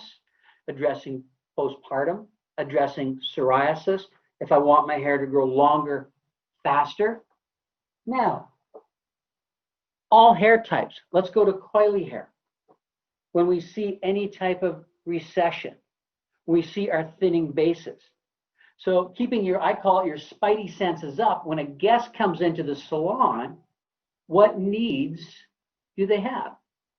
And how can I provide an educational solution for them? The Awaken booklet that we provide gives you such a dynamic visual of the befores and of the afters. Here's a fact. My goal for sharing this with you is to create a sense of urgency of educating your guests. 40% of women and 60% of men experience hair loss and scalp challenges. You have solutions. Hair loss may increase over 30% in the winter. The reason is this is the time where, as we're all animals, we increase our shedding. Again, the solution is Awaken. I want you to think right now, how many of you in the past 2 weeks have guests come into your salon with concerns on hair loss? I know you have, because when I was behind the chair all the time, I knew at this time of year, that was the number one. So are you aware to look for it? So as you're aware of looking for it, you also have a solution at this time. And ultimately, seeing is believing. And the pictures that we share with you here are not pictures that Surface had taken. These are pictures that people are posting online with their results. Please take a look at hashtag Surface Awaken. It plays right into what Lindsey was sharing, which is so dynamic. If I want to take a post and share it, I can just go right to hashtag Surface Awaken, and there are so many amazing posts that I can present and share right from there. Okay, here comes the geek. Give you just the base of information. Hair has 3 stages. Anagen is the growing stage. Catagen is the resting stage just before it falls, and telogen is the falling stage. Please note, the anagen stage can last on an average of 3 years to 6 years. Your hair grows 6 to a maximum of 9 inches in a year. So watch, now if my DNA gives me 3 years of growing, my hair grows this long. 1 year, 2 years, 3 years, and as it falls, the new hair comes back in again. So now, again, let me give it to you again. 1 year, 2 year, 3 year, fall. But now what if my natural DNA is 6 years? 1, 2, 3, 4, 5. Look at her hair. If only I could get mine that long. Drives me crazy. How did she do it? 2 things to consider. One, from the scalp. That's where Awaken works primarily, to increase a faster, healthier cycle of anagen to grow longer and faster. And number 2, in the ends, which we'll address just in a minute. So if we keep hair in anagen longer, it is more hair growing on the hair at one time. Now, one of the ways we then do this is we stimulate cellular generation of the papilla to take the proper nutrients down to create a faster growing hair with more hair growing. Ultimately, here comes a healthy follicle. The ultimate element of hair loss is from DHT, which causes the miniaturization of the follicle to a point where the hair can't grow through it. Many people will use a drug-based component to be able to reduce the DHT. We've been able to use drug-free botanicals to keep that area open. Now, where's the opportunity in treatments? Oh my goodness, 118 treatments last week in Meraki. I'm going to introduce you. This is George, by the way. Now, when George comes in, it can be starting wet, or you can work dry. I like it wet here. We wet George's hair, but we don't shampoo. What we do is we take the elixir. We lightly mist the scalp.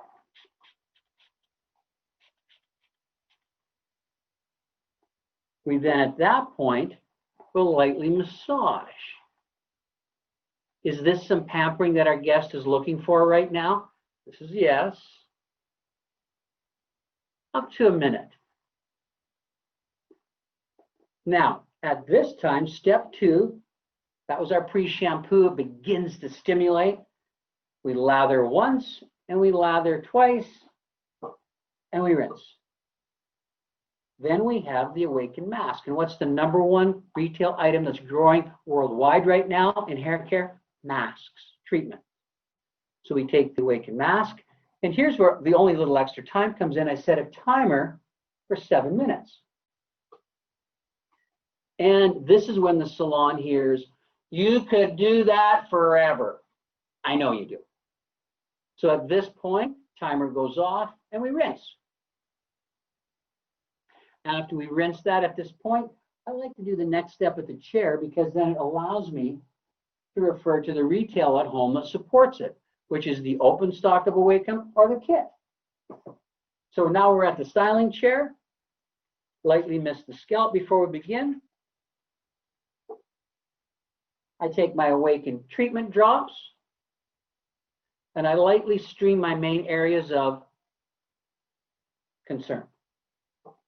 And at this point, I massage the base in. As I go to cut, I'd use my Awaken Moisture Whisk, which gives me more thickening on the hair. And then we're going to style with the Awaken products. So how much extra time did that treatment take? I was going to shampoo anyway. I was going to do a conditioning anyway. Conditioning would have been at least a 2-minute scalp massage. So being that this was 7 with the mask, it took me an extra 5 minutes. That's it. So when we take a look at this, I'm going to stop here just for a second because you'll see this again in a bit. Do these ends look familiar on fine blonde hair? So there's another service I can use at this point. When I go to blow dry, I would use 1 shot, apply it to these ends to create a bond build on the ends to get them nice and thick. Sean said it so perfectly in serving our guests. What opportunities do we have? Now, many times people think of just scalp care, but I really want to stress how important, grab it here, it is to thicken the fiber. Biggest mistake in styling fine hair is to instantly give it volume. Because if you take fine hair and you give it volume right away, what happens is you can see through it. So the Awaken styling products are designed to thicken the fiber. I'm going to bring this lovely lady back in again. So not only 1 shot to rebuild, but when I work with my Awaken thickening products, what it does is it wraps the botanical fiber around the hair so that when it does have volume and hold, I've increased the visual diameter. Is that permanent? No. It will wash away next time, but my styling product is creating the thickness. And it all starts with a thickening spray. Now, when we continue through our styling, we can see, again, let's go to social media. What about grabbing some of these images and pushing them out there? So now my thickening cream, I may use it still on long hair to thicken the ends. My hairspray gives me more volume. Especially if I'm doing weddings, some beautiful updo long hair, I need that fiber thicker. So I'm going to stay with the Awaken spray. and a moose.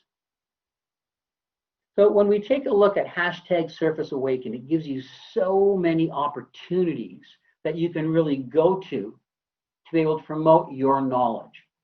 Now, here, I got a challenge for you. Let's get Awaken certified if you're not already. Put your certifications up at the mirror. I love what Kevin did for his students, taking those certifications, putting them even in a smaller print so you can put them at their stations. But ultimately, it will be the confidence that a stylist has from understanding the product and the why that gives a solution. To see the retail numbers that Gareth and Hope achieved was simply because of their passion and their knowledge of the product and how they can recommend it. So make sure that you've got your name on one of those certificates. When it goes into the charcoal texture world with char, we've got our texture and volume. When it goes into the curls world, we've got cocoa butter, we've got vitamin K. And I want to touch on something in deep with curls. Is being frizz-free is to understand the challenges and how we've been able to overcome them with glycoproteins. What is frizz? What do you mean, Wayne? What's frizz? It's frizzy. Yes, but what is it? You see, frizz is a raised cuticle. Oh, yeah, I guess it is, isn't it? When that cuticle raises, you can also lose excess moisture, becomes frizzier. You can have faster color loss. Now, the kinkier and the coilier the hair, the more frizz and the more chance of color loss that you can have. Now, a little bit of geek coming at you. Again, pick up some simple points here that you can share. When the hair grows from the head, if the actual follicle is oval in shape, round, it's quite straight. If it's flat in shape, it's really coiled. Now, what does that mean to the hair? A straight hair, the structural bonds run across and there's no stress. On a curly hair where the bend occurs, it creates stress. Oops, apologies there. It creates stress, and where that stress is, it stretches that bond. There we go. So what the vitamin K does is it strengthens that cross bond to pull the cuticle in. Let me give it to you. My hair is so frizzy. Yes, if we can strengthen your internal bonds of the hair, and vitamin K from cocoa butter can do that, it'll help that cuticle lay down. So we begin to see the terminology that we work with. If we work with organic penetrating oil, the bass will provide moisture, and the amaranth protein provides strength. Moringa is another tremendous antioxidant. You don't need to know all of it, but you need to know some. This is a good visual of exactly what we're talking about. The way the internal bonds pull apart and the way that the cocoa butter can pull them back together. Curl certification, and there's great videos on there. Please take the time to be certified in curls and even visit our curls cutting online. And then better yet, one of our educators can provide virtual education or live education so you can get your hands right into cutting curly hair. So the organics behind it, you're grabbing bits and pieces, and then once you have a foundation of knowledge, you can grow exponentially from there. Now, the world of toning, as we get into the world of rose. Boy, I've seen some great posts lately from this. And what we have is the shampoo and conditioner. And here's the only thing I need you to remember. Rose hip. You want to get real geeky? Just remember the term moringa, because it's the antioxidants that hold the rose hip in the air. So that's where the tonal value comes from. So not only on blondes, but also on brunettes that look too mousy. You hear this? Oh, my hair is just so mousy. Boom, I've got an answer for you. And it's the rose shampoo and conditioner. Problem? Solve the problem.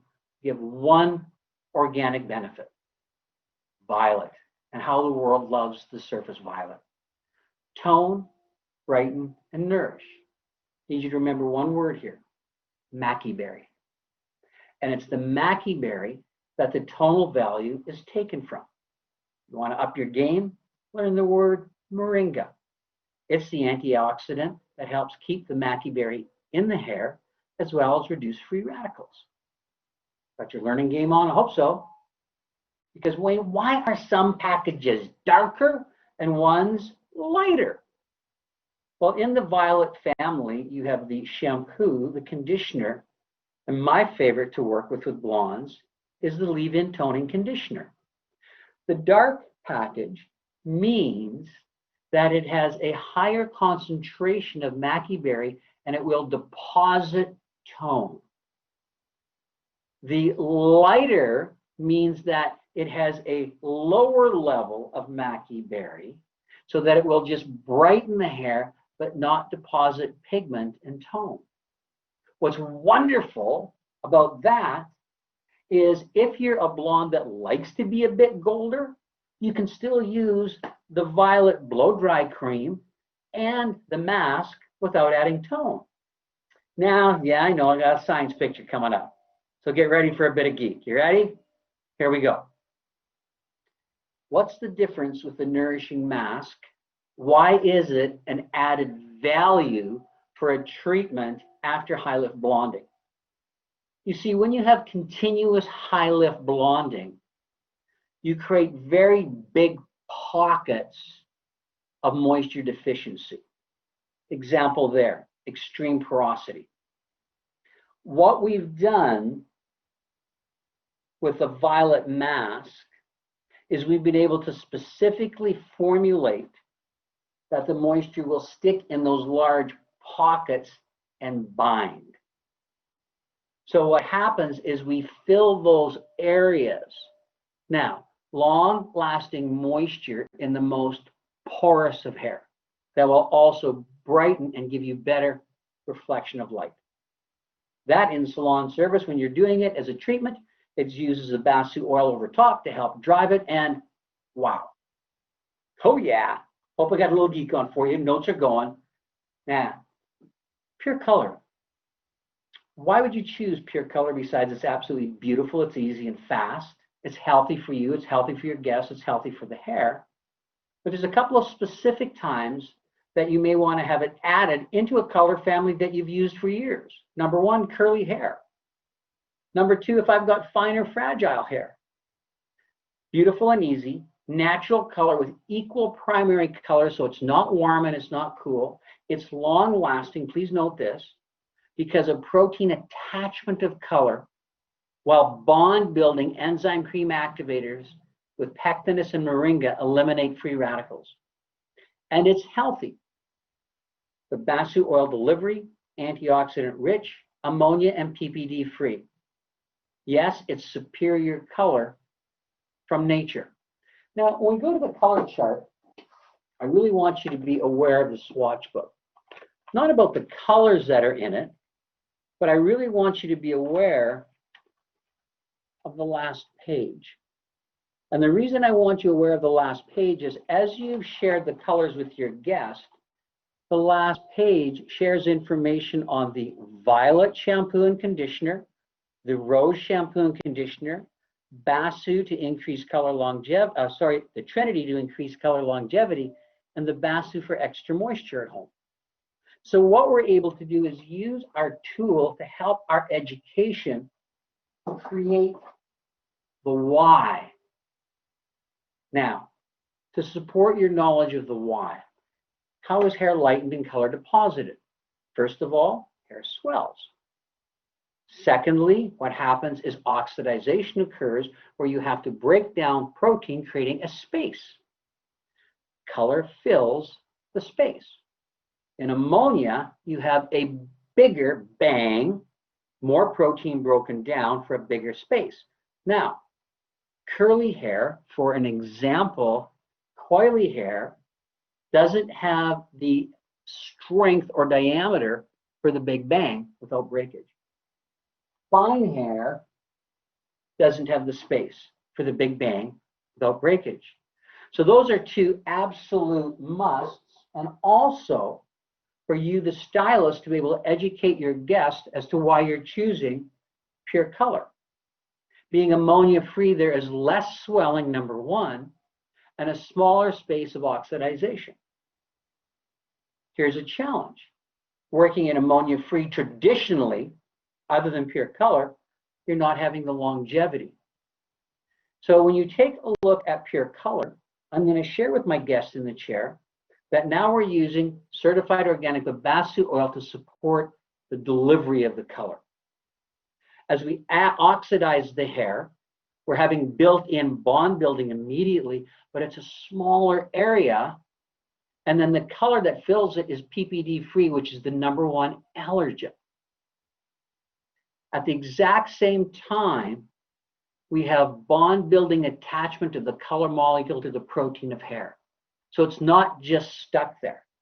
And we use enzyme cream activators instead of traditional developers to maximize color retention and condition. The #1 thing I believe that we shared with you there is the bond building built-in delivery of attachment of color.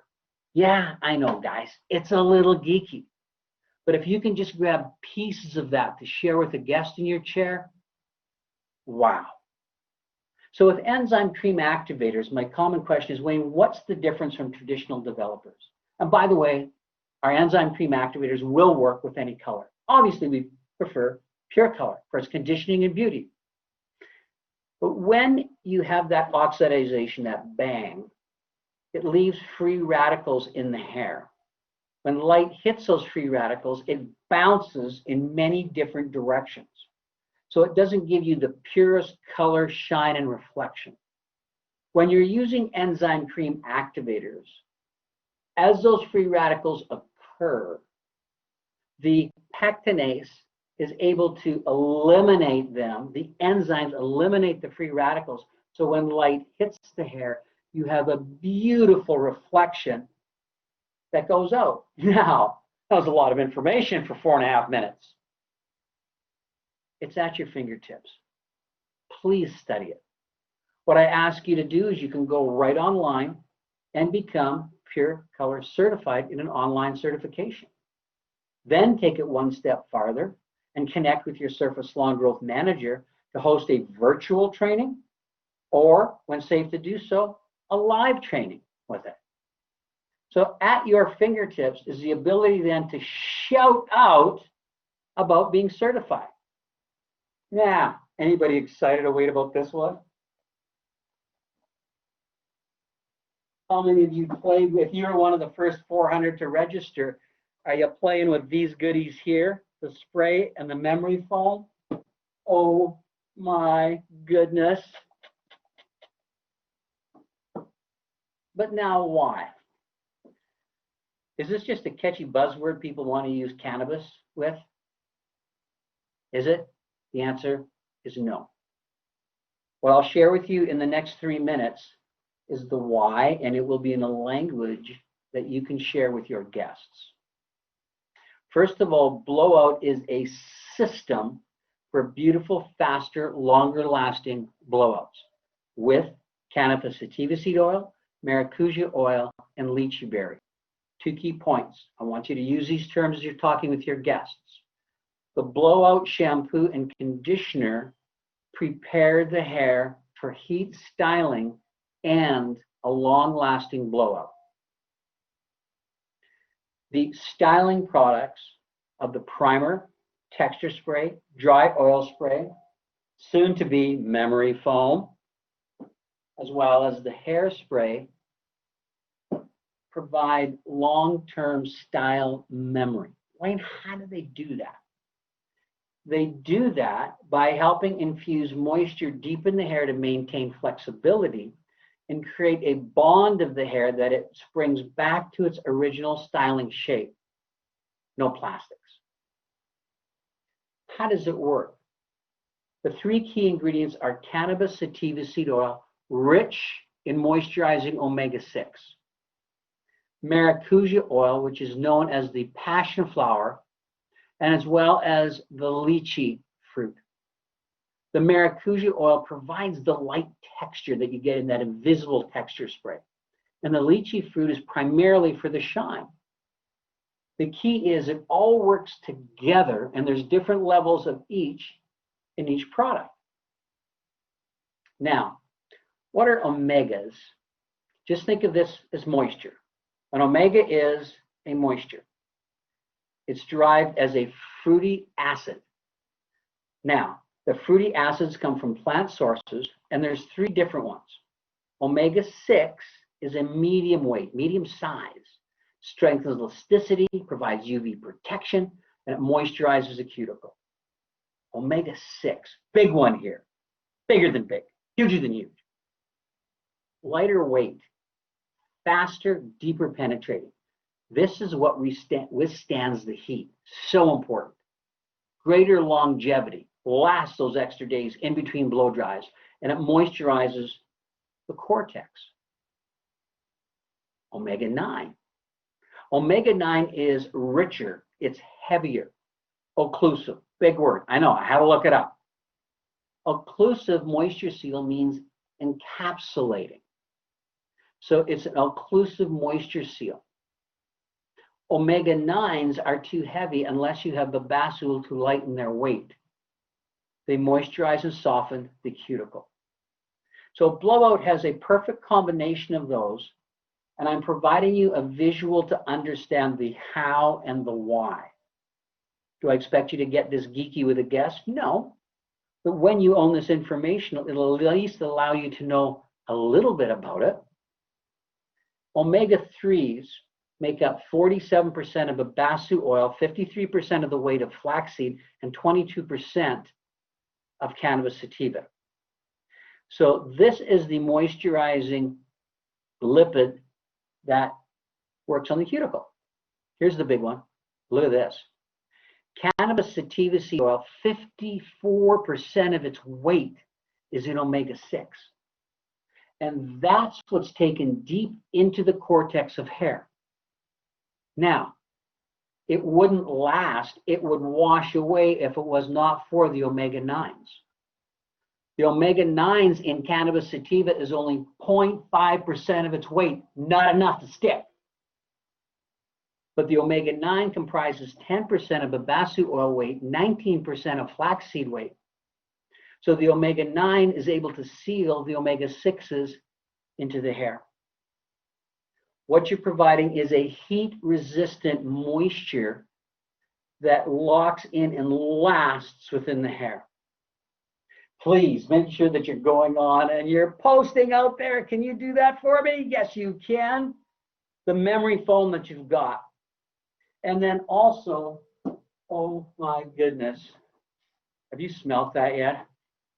And what it is the actual lychee berry and maracuja combination for the Blowout styling spray to set, protect, to finish, to provide heat protection to the 450 degrees.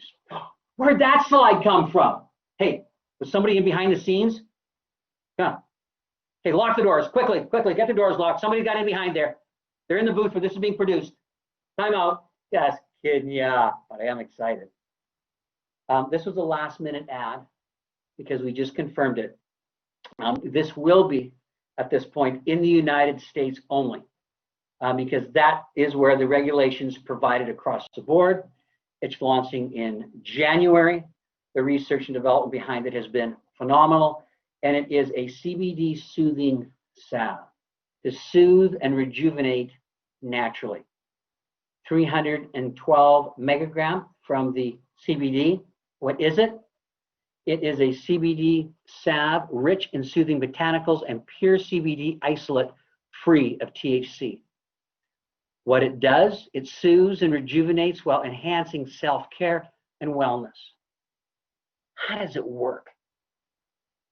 CBD, menthol, and arnica are delivered with babassu seed oil. Babassu seed oil is a fast penetrating oil that delivers nutrients, antioxidants, and conditions the skin as CBD and arnica soothe. Menthol provides cooling relief. Massage in as needed.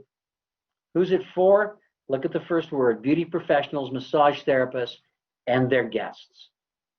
What's the problem it solves? Many salves contain heavy oils and beeswax. Surface CBD Smoothing Salve provides natural penetrating oils and is PETA certified, creating high performance natural salve that's healthy for you and the earth. Are we excited? Yes. Another amazing way that we're going to be able to serve salon guests. What I ask you to do, my friends, number one, is to make sure that you also become certified in the naturally surface world, which is the most recent certification that we've added online. This takes you through the base information as I've given you the hot tips here in the organics of surface. Make sure that you have one piece of knowledge per surface family that you can share with every guest.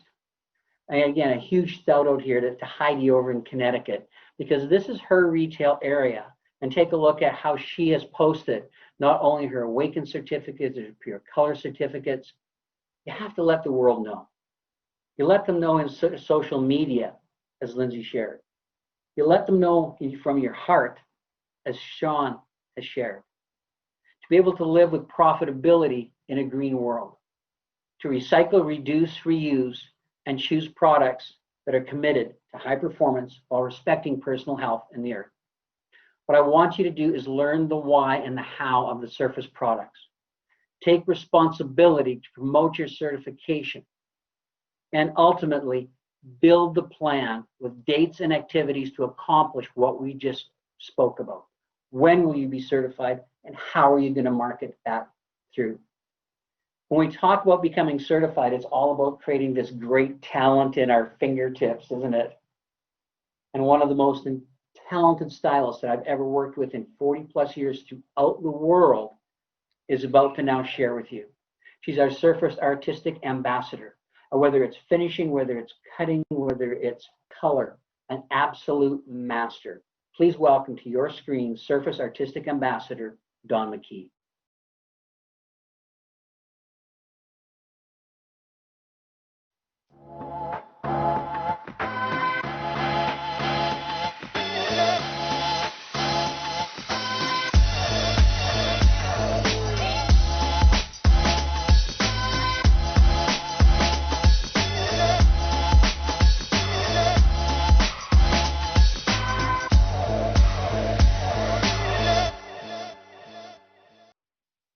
Good afternoon and welcome to the New Earth Collection. Broken edges, lived in color, natural texture, and organic finishing. Natural, confident, and creative. I am so excited to be able to share this new collection with you. Let's take it to the slides. Broken edges, lived in color. Let's take a look at the edge. The edge features razor broken edges using our Surface razor, a beautiful curtain fringe, and a lived-in color placement using a zigzag filling technique, as well as being customizable to any sort of color that you would choose with this placement. We take it into round brushing, ironwork to be able to create this beautiful organic texture, as well as give you a beautiful updo that's simple, elegant, and absolutely stunning. When I take a look at our windswept, stemming from our windswept in our core collection, again, razored broken edges, that stunning curtain fringe that all are looking for, and being able to customize that length to all of your guests' needs. We use the same lived-in color placement using our zigzag foiling technique, using our low lights, and I've really enjoyed playing with this technique as we're able to completely customize the look from highlights, lowlights, shadow routine, and changing up our color entirely. I've had such a great time doing it. Let's take it to the full screen so that we can see our models that I have here today with me. First, we're going to bring up Laura, and I'm just going to have her step a little bit closer to the camera for you so that you can see her beautiful curtain fringe, this beautiful texture that we've created using our Edge New Earth collection. With this, we've featured our new 6WG and 6N as her base, and also then working with our Pure Blonde Lightener. Let's take and create a little bit of extra volume using our texture spray to really help to plump that volume up. We extend the life of her blowout using our dry oil spray to really be able to give longevity to this beautiful look. As I take a next step over, we're going to bring up Jody, and Jody is featuring our windswept. And as she turns around for you, you can see this beautiful texture that we've created here, really giving her a soft look at that windswept line. We featured here our 9WG and our 8N as her base, and then we worked with our pure blonde lightener to be able to give her beautiful highlights and an overlay of our 9WG to finish. Again, really being able to work that iron and blow dry techniques with our round brush gives us that tousled texture. We're going to go ahead in with that texture spray, giving it loads of texture and volume. And again, Jody will be able to extend the life of her look simply by using dry oil spray every day. With that, you guys, we can't wait to share this full collection with you. And join us. Make sure you save that date for February 1st so that we can virtually launch the New Earth collection, cut, color, finish, and inspiration. Sean? Thank you for joining us today, friends. I ask you that you continue to live in that growth mindset and serve your guests to the fullest. Lindsey?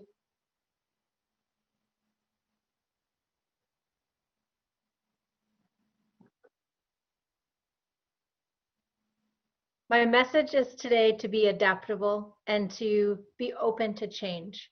Don't let social media scare you. It's a way to connect with our people.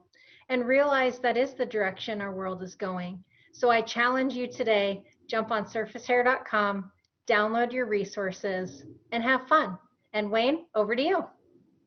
Don, Sean, Lindsey, panelists, salon growth managers, distributors, educators, salon stylists, all of our beauty professionals, our Surface family who've joined us today. Surface believes that nature provides the best ingredients for hair care, skin care, and hair color. We also believe that beauty professionals deserve to earn an above average income and do so with products that respect their personal health and the earth. It's people that make the difference in our world. It's people who are dreamers and they dare to make their dreams a reality. It's people like you that make your guests come true, their dreams on a daily basis. You'll be able to view today's Mind and Business Forum on this site for the next 30 days. And we hope to see you February 1st for the inspiring New Earth virtual forum. Well, my Surface team here, hands out. Time for a big virtual hug.